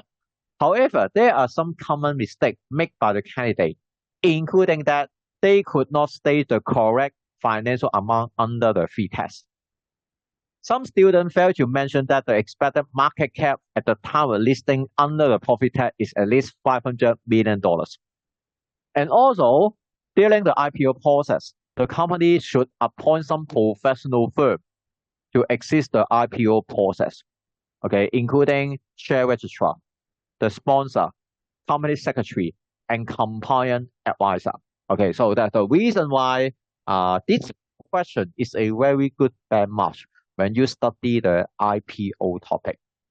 Okay, now let's take a look, okay, on the IPO process, and I recommend you try to memorize all the financial test requirements. Okay, in order to be listed, financial requirement is the major challenge for many IPO applicants. Okay, first of all, the company must not be a private company. Okay, that is, with a Hong Kong company, this must be a public company. And this public company has a trading record of not less than 3 financial years. Okay, again, what is Section 11 of the CO? Okay, do you remember the major differences between private and public company? Okay, that is, for the private company, the transfer of share is restricted. The number of members is limited to 50. Any invitation to subscribe for share or debenture is prohibited. Okay, so that's the reason for public company. This is not a private company. So that there is no such restriction under the articles. The management continuity for at least 3 preceding years. And the ownership continuity and control for at least the more recent audit financial years. Okay, so that we need to have the accountant, okay, to prepare the relevant financial information and arrange the auditor to produce the auditor report. Okay, so that's the reason why you must memorize the figures, including, first of all, profit test. Okay, I have provided some update just because this question was on 2021, and we understand that Hong Kong Stock Exchange has shrunken the profit test requirements so that some IPO applicants, they may not be successfully to apply for new listing in Hong Kong. Okay, in your mindset, first of all, the one financial figure should be 35 million Hong Kong dollars in the more recent years. And also for the aggregate for the two preceding years, the profit must be 45 million Hong Kong dollars. Okay, so that in total, the profit should be 80 million Hong Kong dollars in the recent 3 years. So that's the reason why I think about in the recent years in Hong Kong and in China, the economic environment is not good. And there has been some company record the operating loss or reduction in profit.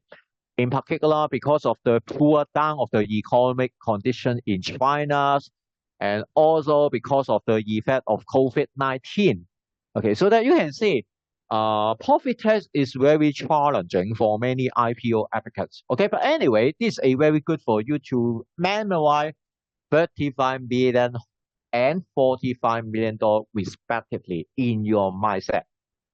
Okay, and not only profit, market cap. At the time of listing, at least 500 billion Hong Kong dollars. Okay, so that during the time of listing, please make sure that the market cap should be at least 500 billion Hong Kong dollars. Okay, how to calculate market cap? Okay, that is based on the number of shares issued and multiple the market price per shares. Okay, that is the market cap of the listed company. So that's the reason why every day the market cap of the listed company is different, just because the share price can increase and decrease or decrease. Okay, another test is market cap, revenue, and cash flow test. Again, memorize all the figure here. Okay, regarding market cap, at least $2 billion at the time of the listing. Revenue at least $500 billion for the more recent audit financial years. Cash flow from operating activity at least $100 billion for the 3 preceding financial years. Okay, so please memorize 2 billion, 500 million, and 100 million for this test. Okay, and other test, market cap and revenue test, and we happy that no cash flow. Market cap double, that is 4 billion Hong Kong dollars at the time of the listing. And the revenue is the same, that is $500 million for the more recent audit financial years. Okay, so that I think that the most challenging for the student is to memorize all of these figures. But this is very important to memorize all of these figures just because all of these are the listing rule requirements. Okay, the track record of not less than 3 years may be accepted. And in case of less than 3 years, first of all, director and management has sufficient and satisfactory experience of at least 3 years in the line of the listing business and industries.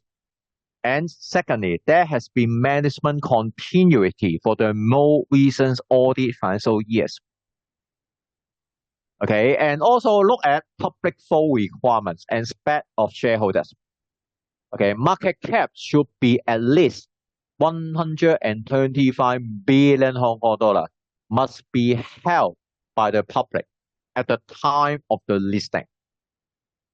Okay, and also public flow should be at least a minimum of 25% should be held by a public. Then how to calculate the 25% public flow? Okay, that is public flow exclude the shareholders. That is called connected person. All connected person means the directors, chief executive, and substantial shareholders. Okay, for substantial shareholder, this means the shareholder hold 10% or more of the voting share in the general meeting. Okay, in other words, to make this simple, with the shareholder hold only 9.99% of voting shares, the shareholder is a public shareholder. Just in case the shareholder increase this shareholding from 99% to 10%, then the shareholder is a substantial shareholder under the listing rule. So that the substantial shareholder is a core connected person, which is not a public shareholder. Okay, so that substantial shareholder is not counted as part of the public shareholders. And make sure that you should know who are the substantial shareholders, just because you know who are the director and chief executive, but how about the shareholders? You don't know. Some shareholder from outside market, you don't know. So that's the reason why IR, investor relationship, is very important. Shareholder and investor communication is very important. And guide the shareholder, please make sure that the shareholding is less than 10%. Otherwise, the company may not be able to fulfill the 25% public flow requirements. However, there are one exception. The stock exchange may, at this discretion, accept the public flow between 15% and 25% on the condition that the market cap at the time of listing is more than 10 billion Hong Kong dollars. Okay, so that you can see the minimum market cap should be at least 125 billion Hong Kong dollars. Okay, so that's the reason why, in case the company has a very high market cap, okay, in case more than 10 billion Hong Kong dollars, then the public flow can be ranged between 50% and 25%. Okay, during the IPO process, accountant report is very, very important. The company must include the accounting report in this listing documents. The accounting report must be prepared by the professional accountant who are qualified. The report must cover the 3 financial year immediately preceding the listing, and the latest financial periods reported on must not have ended more than 6 months before the date of the listing documents. And the audit account must be prepared according to HKFRS or IFRS. Okay, that is the International Financial Reporting Standard. Okay, look at specs of shareholders. Okay, for the new listing, there should be the aggregate spec of shareholders. There must be a minimum of 300 shareholders at the time of the listing. Okay, so that at the company register of members, there are a minimum of 300 shareholders. Okay, this may be important just because more of the shareholders are registered under Secr, so that during the IPO procedures, please make sure that there is a minimum of 300 registered shareholders. Even though there are many, many shareholders under Secr CCASS, but please make sure that there is a minimum of 300 shareholders at the register of members. Acceptable jurisdiction. Okay, first of all, Hong Kong company. Okay, but we understand that Hong Kong company is not a common listing vehicle. Okay, in Hong Kong, more than half of the listed company, their listing vehicle is in Cayman Island. In the recent IPO application, we find that okay, more of them are Cayman Island company. Okay, the second should be Bermuda company, which the company has a very long listing history. Because at that time, Cayman Island may not be so popular. Okay, Bermuda is quite popular. So that's the reason why Bermuda company went number 2. How about number 3?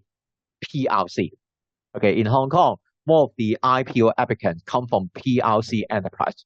Okay, so that the PLC company can be used as a listing vehicle in Hong Kong, and the PLC company is required to comply with PLC company law requirements. Okay, so that's the reason why Hong Kong company is not so common and popular, just because Hong Kong company went number 4 only. Okay, so that's the reason why other jurisdiction you can refer to the stock exchange website, which is the acceptable jurisdiction. Okay, suitable for listing. This means the company and this business must be suitable for listing in the opinion of the stock exchange. Okay, we cannot say that because of our financial statement, we can fulfill suitable for listing requirements. Okay, just because sufficient operation is very important.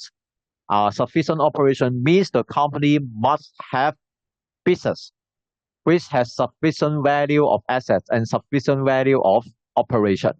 Okay, so that the company, other than investment company, okay, because the major business of the investment company is to hold cash and short-term investment, excluding investment company. Listed company will not be regarded as suitable for listing, with the group assets consist wholly or substantially of cash and or short-term investment. Okay, so that sufficient operation is one of the requirements for the listing in Hong Kong. And that's the reason why some listed companies are disqualified from the stock exchange, delisted from the stock market, just because the company cannot fulfill the suitable for listing, that is sufficient operation requirements. Okay, remember, we cannot rely on quantitative figures to illustrate that the business has a sufficient value of assets. That is, the description is on the stock exchange. The stock exchange will reveal the business model. Okay, one example is money lender license. In Hong Kong, application for money lender license is very easy. Even though the listed company claim that we are doing money lender business. However, the stock exchange will reveal the money lender business, the debtor profile, the loan repayment schedule, the number of the customer, the market practice, and the industrial trend for doing money lender business. Okay, so that everything depends on the opinion from the stock exchange. And the stock exchange may apply qualitative approach to evaluate the suitability for listing. Okay, the company must appoint the approved share registrar to maintain register of members. Okay, so that's the reason why the share registrar must be the approved share registrar under the Hong Kong Federation of the Share Registrar. And in Hong Kong, there are many share registrars available for provision of the services to the listed company. And all the register of members must be kept at the share registrar. Okay, look at sponsor. That's very important. The company must appoint one or more sponsors to assist the IPO process. And only the corporate finance advisors licensed under the SFC to conduct sponsor work. Okay, to act as the sponsor. The sponsor must be independent from the company from the day of the submission of the day of listing application until the day of listing. The duty of the sponsor is to prepare the company for listing. The submission of the application, that is Form A1, for listing, for dealing with the stock exchange on all the matter regarding IPO application. The sponsor must be certified that the company is suitable to be listed, and the information must be contained in the prospectus, and the information should be complete and accurate in all material respects, and that the director will be able to honor their application under the listing rule after the new listing.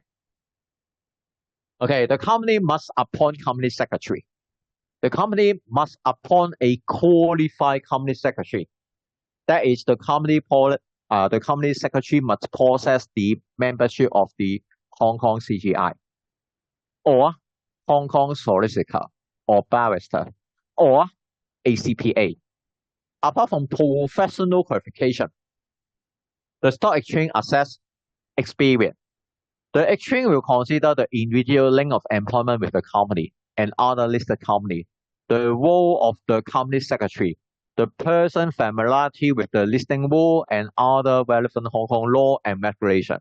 For example, the CO, the SFO, CWUO, and the takeover code, and relevant training and professional qualification in other jurisdictions. The company must appoint compliance advisor for the periods commencing on initial listing and ending on the publication of the financial result for the first full financial year after the new listing.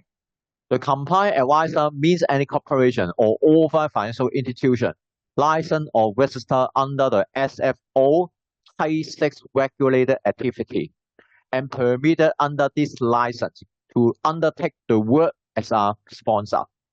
Okay, and the listed company should assess whether it is able to meet the above requirements before applying for the IPO. Okay, so that you can view this suggested answer as a checklist for IPO application.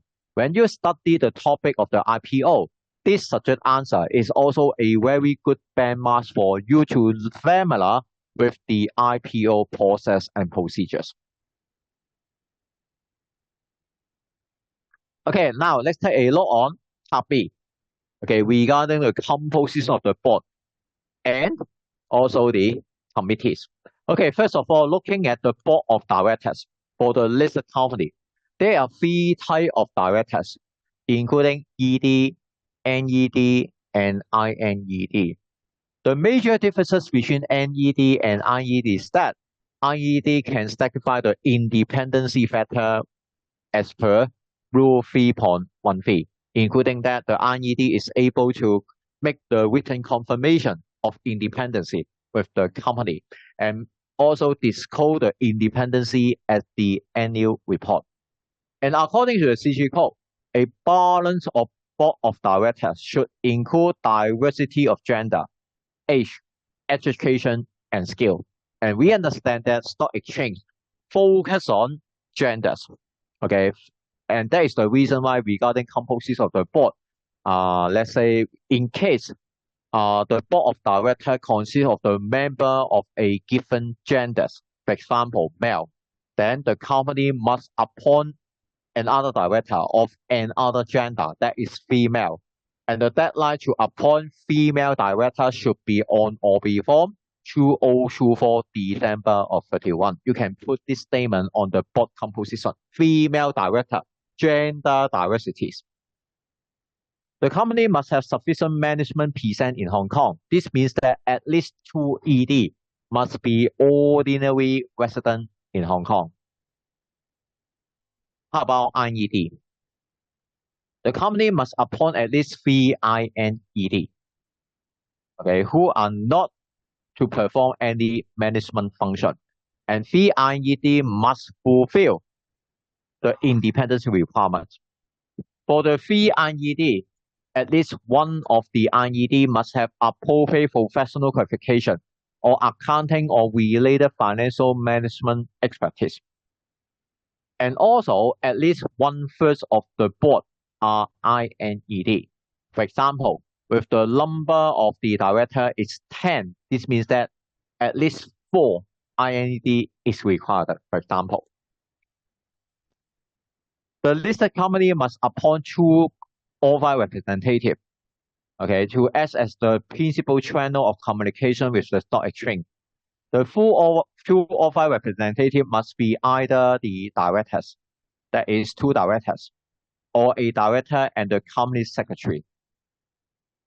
Okay, and unless the exchange in exceptional circumstances agree otherwise, the authorized representatives are required to provide their contact details to the exchange and make sure that whenever they are outside Hong Kong, they are suitable alternate are appointed. And the alternate contact detail must be given to the stock exchange in writing. Okay, how about the audit committees? Okay, because the listed company must establish audit committee, relation committee, and nomination committee. Okay, for the audit committees, the member must be NED only. Okay, and the majority of whom must be INED. Okay, so that if there is no AC, that is the breach of the listing rule. And the composition must also comply with the listing rule requirements. The committee must have a minimum of 3 members, and at least one of whom is an INED who hold the appropriate professional qualification, accounting, or financial management expertise. The chairman must be the INED. The company must publish an announcement containing the above detail as well as the reason with the AC cannot comply with these requirements. Okay, and the listing will allow the company must fulfill those listing rule requirement within 3 months. The company must establish relation committee. Chairman must be INED, and the majority of the members should be INED. And issue the terms of reference, establish the duty of the AC, RC, and NC, and approved by the board. The company must publish the announcement containing the above details. And in case fail to comply with the listing rule requirements, again, provide a reason at the announcement. Okay, finally, NC.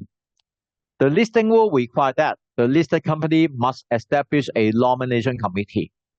The majority of the members should be INED, and the chairman can be the board chairman or the INED. Okay, so that's the reason why the listed company must establish the nomination committee. Okay, after we go through all the suggested answer here, we understand that this question is very good for you to study the IPO and also the board composition and also committee of the listed company. You can view this standard answer as a good benchmark for you to study and learn for the IPO and the listed company. Okay, now going to look at the final question on 2020 November, question number 6. Okay, again, before we look at the scenario from the question, please take a look on the examiner requirements. Okay, including how to acquire the dormant status. Okay, that is the first headline. Okay, regarding dormant, how to apply for dormant status for a Hong Kong company. And secondly, the annual compound requirements for a dormant company. Okay, that is another headline. What are the annual compound requirements where the company become dormant? And the second is how and why the company was shut off. Another headline. And another headline should be what actions it should consider before following the shut off of the company. Okay, so that there are 4 headlines for this 17-mark question. Okay, so that you are required to spend a lot of resources and time on this 17-mark question. Okay, number B, suggest the possible commercial reason. That is the headline. Why the company could want to turn some of this subsidiary company into dormant company. That is what is the commercial uses and the advantages for the company become dormant. And another headline. Not only the company want to apply for dormant, in some cases, the company do not want to be dormant by the CR. How to avoid other dormant subsidiary being shut off? That is another headline. 8 mark. Okay, so that you can see the question is very straightforward, actually about dormant and also shut off of a company. And more important, please take a look on the question scenario. Okay, in order to provide some evaluation and assessment for the dormant as well as shut off. Okay, first of all, the company is a private company in Hong Kong. One of the subsidiary company is York, and York is a dormant company, but retain considerable assets.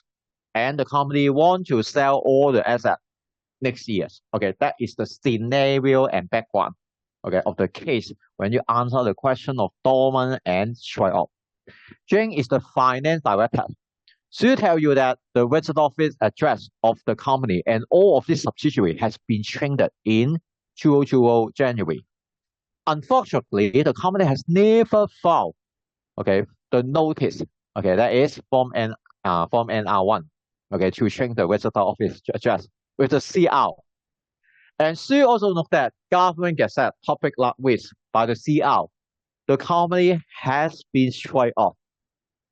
Okay, you can see that's very interesting. Why the company has been straight off? Maybe the CR has sent out the letter to the company and make the inquiry whether the company is in operation. Since the company has changed this address, this is likely that the company failed to receive the letter from the CR. As a result, since there is no response from the company, so that the CR has exercised these authorities to strike off the company. Okay, she is very angry. She does not know what happened. She don't know everything from CEO. She make inquiry while there is no warning, no chance to make objection. Then she consider the dormant company do not require administrative work, including annual return, AGM, and also the business registration fee is exempt. I highlight the several word here just because what are the exemptions available for a dormant company? Is everything is dormant? Any return, AGM, BR fee. Okay, and also dormant subsidiary company has only one director, but no company secretary. Okay, of course, sole director is allowed under CEO, but how about if there is no company secretary? That is unlawful under the CO. The company has several dormant subsidiary and some of which hold assets. That is the problem here. Think about the scenario where the company has been struck off by the CR, but the company hold asset. Who will be the owner of the asset? Just because there is no legal entity, no legal personality. Who owns the asset? The answer is Hong Kong government. The Hong Kong government will take over all the assets. So that's the reason why for the strike off, we may need to restore the company. Okay, in order that the excess right can be returned back to the company. Okay, now let's take a look on the examiner comments. Okay, needless to say, the question asked about dormant company and striking off. The question was very popular, and I'm happy that student performance is quite good. The question specifically asked about the annual compliance requirement for a dormant company. However, some students did not read the question carefully and give the answer which need not to be compiled with rather than what need to be compiled with. Okay, so again, reading the question is very important. Okay, please avoid any misunderstanding from the question requirements. And regarding part B, some commercial reason of having a dormant subsidiary and number of the read answer so that candidate was either sort of idea or lack commercial sense and judgment. Okay, interestingly, the examiner expect you to have some common sense for that question. Okay, so that we are professional. Sometimes we are required to apply our common sense for the question because all the HKCGI question is very practical for our professional. Okay, now let's take a look on the subject answer.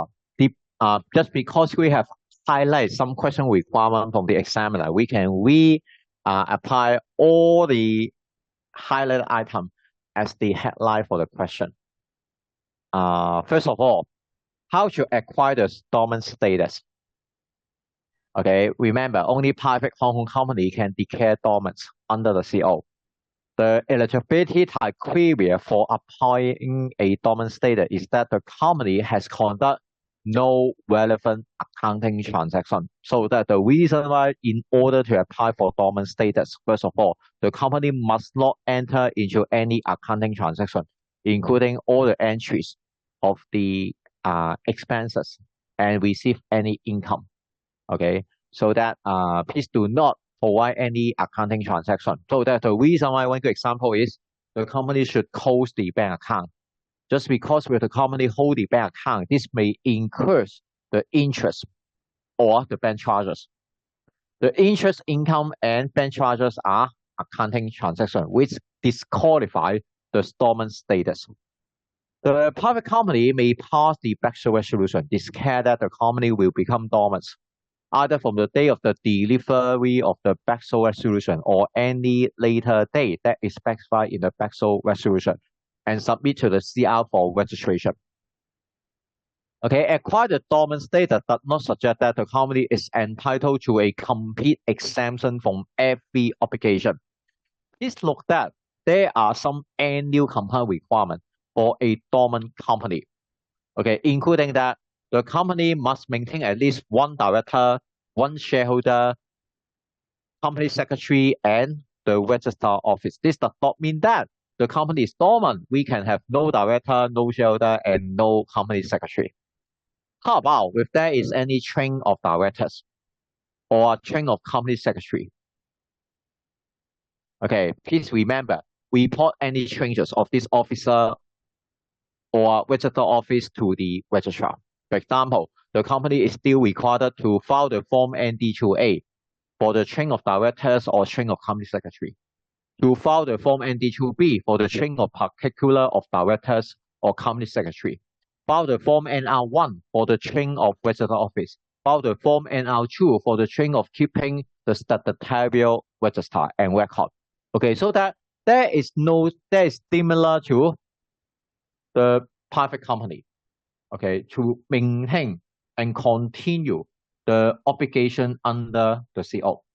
Okay, and renew the BR cert, continue to pay the business registration fee. Okay, so that's the reason why the director understanding BR fee is exempted is incorrect.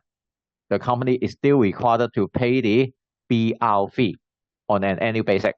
File the profit tax return, okay, issued by the IRD. Normally, for the first years, applying for the dormant, the IRD will also send the profit tax return. Okay, so that we need to file this one with the IRD. Then later on, the IRD may not send again the profit tax return. But anyway, for the first time, the company must still required to file a profit tax return.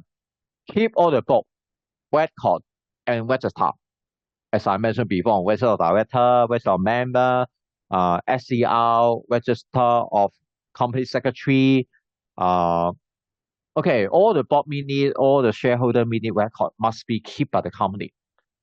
File the annual return again, only for the year with the effective date when the company become dormant for after the 42 days after the anniversary of this day of incorporation.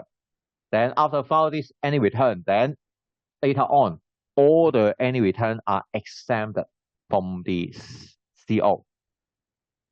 Okay, so that each dormant company must file all the statutory form and return with the CR, and also maintain a postal address for receipt of documentation at the registrar office address. Okay, then looking at another headline, how and why the company was stripped off. Okay, first of all, striking off is the statutory power converted by the registry. The company itself cannot apply for striking off. The registrar may strike the name of the company off from the CR, where the CR has reasonable cause to believe that the company is not in operation or carrying on business. Then the company shall be dissolved when the company is struck off from the CR.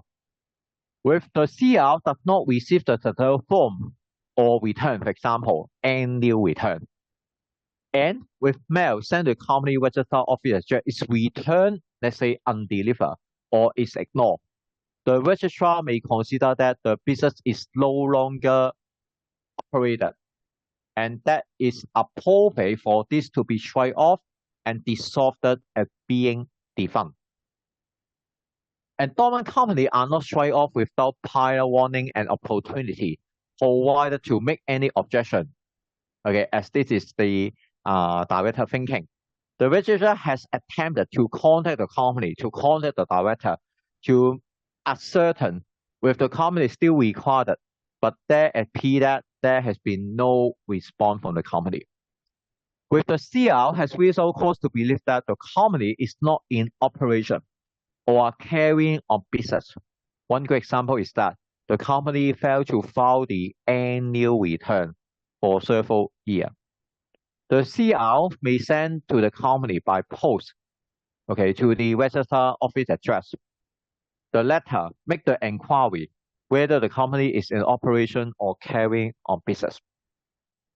Within 1 month after sending the letters, the CR does not receive a reply to the letters, or the CR receives a reply to the letter saying that the company is not in operation or carrying on business. The registrar must, within 30 days after the end of that 1 month, publish in the Gazette a notice that the company name will be struck off, and the company will be dissolved at the end of the 3 months after the date of the notice. In conclusion, it is incorrect to assume that a dormant company does not have any obligation under the CO, and why the company has been struck off by the CR just because the company failed to fulfill the statutory filing requirements. For example, filing the annual return on an annual basis. Okay, now look at another headline. What is the possible action following the strike off of the company? Okay, any person may make objection to the proposed strike off and dissolution of the company by contacting the CR and provide the reason why the company should not be struck off. The assets of the company could have become bona vacantia upon dissolution. This means that the asset could be vetted in the Hong Kong government as ownerless assets just because there is no legal personalities after the strike off. Okay, so that ownerless assets. As the company has considerable assets, the application should be made to have the company restored so that the assets can be returned back to the company. And also the company proposed to sell the asset in the next years. Then after the company restoration, the planned sales of the assets next year can also be completed. The application may be made by the CR by a former director or member to restore the company to the registrar. And there are 2 ways available for company restoration. One is administrative restoration, and another one is an application for the court orders. Okay, first of all, administrative restoration should be the most popular one, just because the procedure is much more fast, cost-saving, and effective.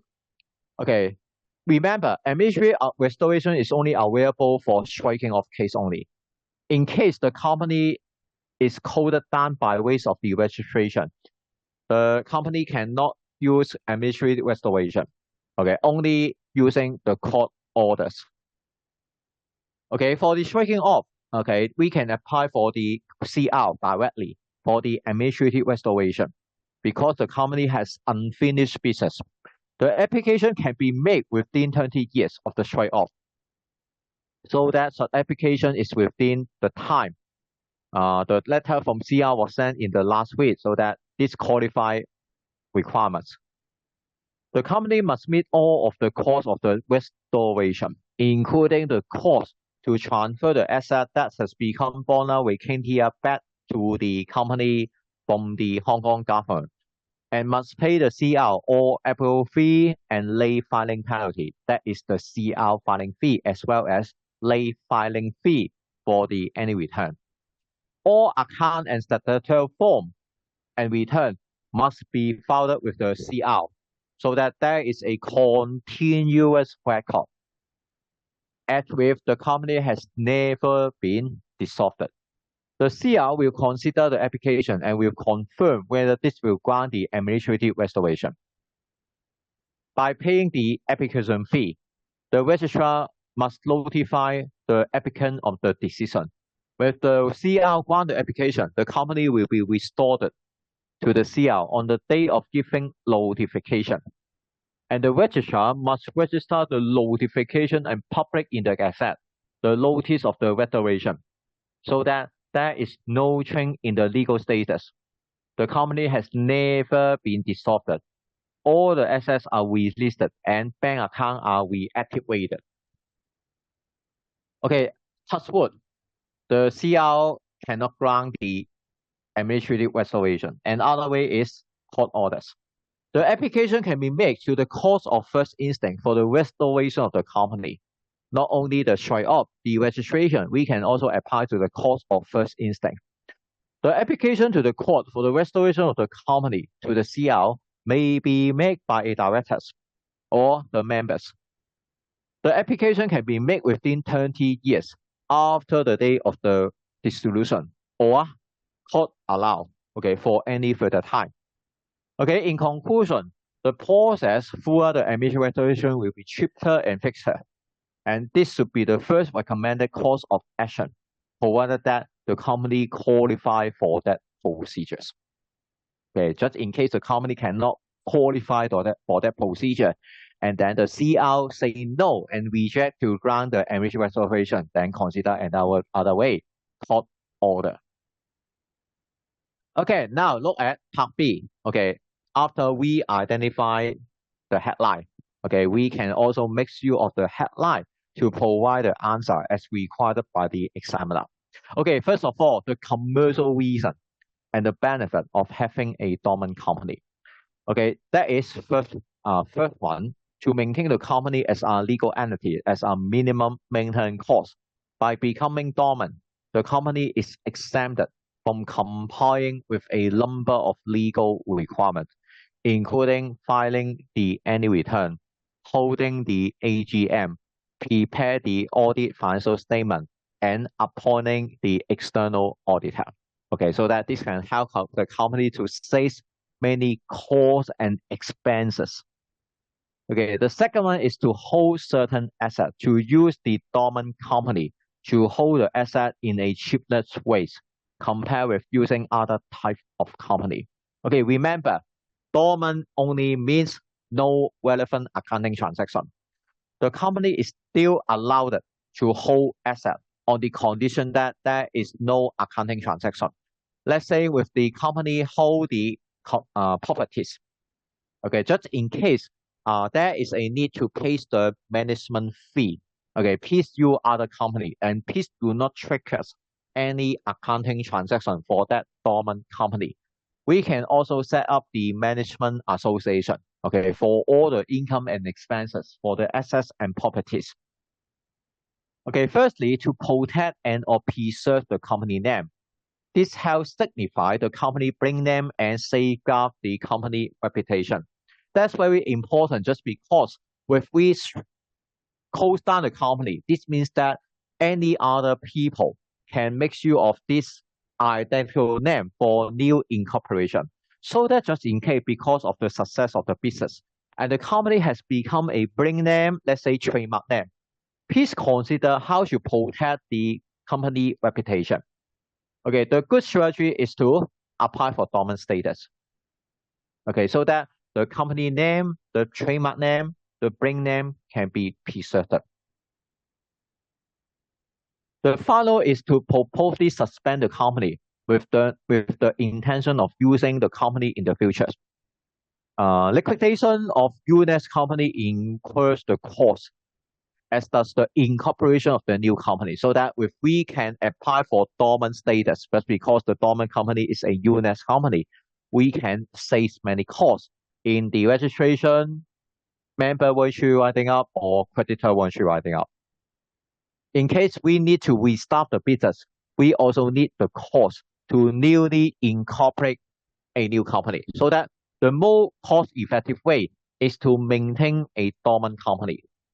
Remember, under CO, there is no time limit for the dormant status. This can be forever unless the company enter into relevant accounting transaction or the shareholder at the shareholder meeting pass the backstop resolution. That is, the company has entered into relevant accounting transaction in order to recommence the business.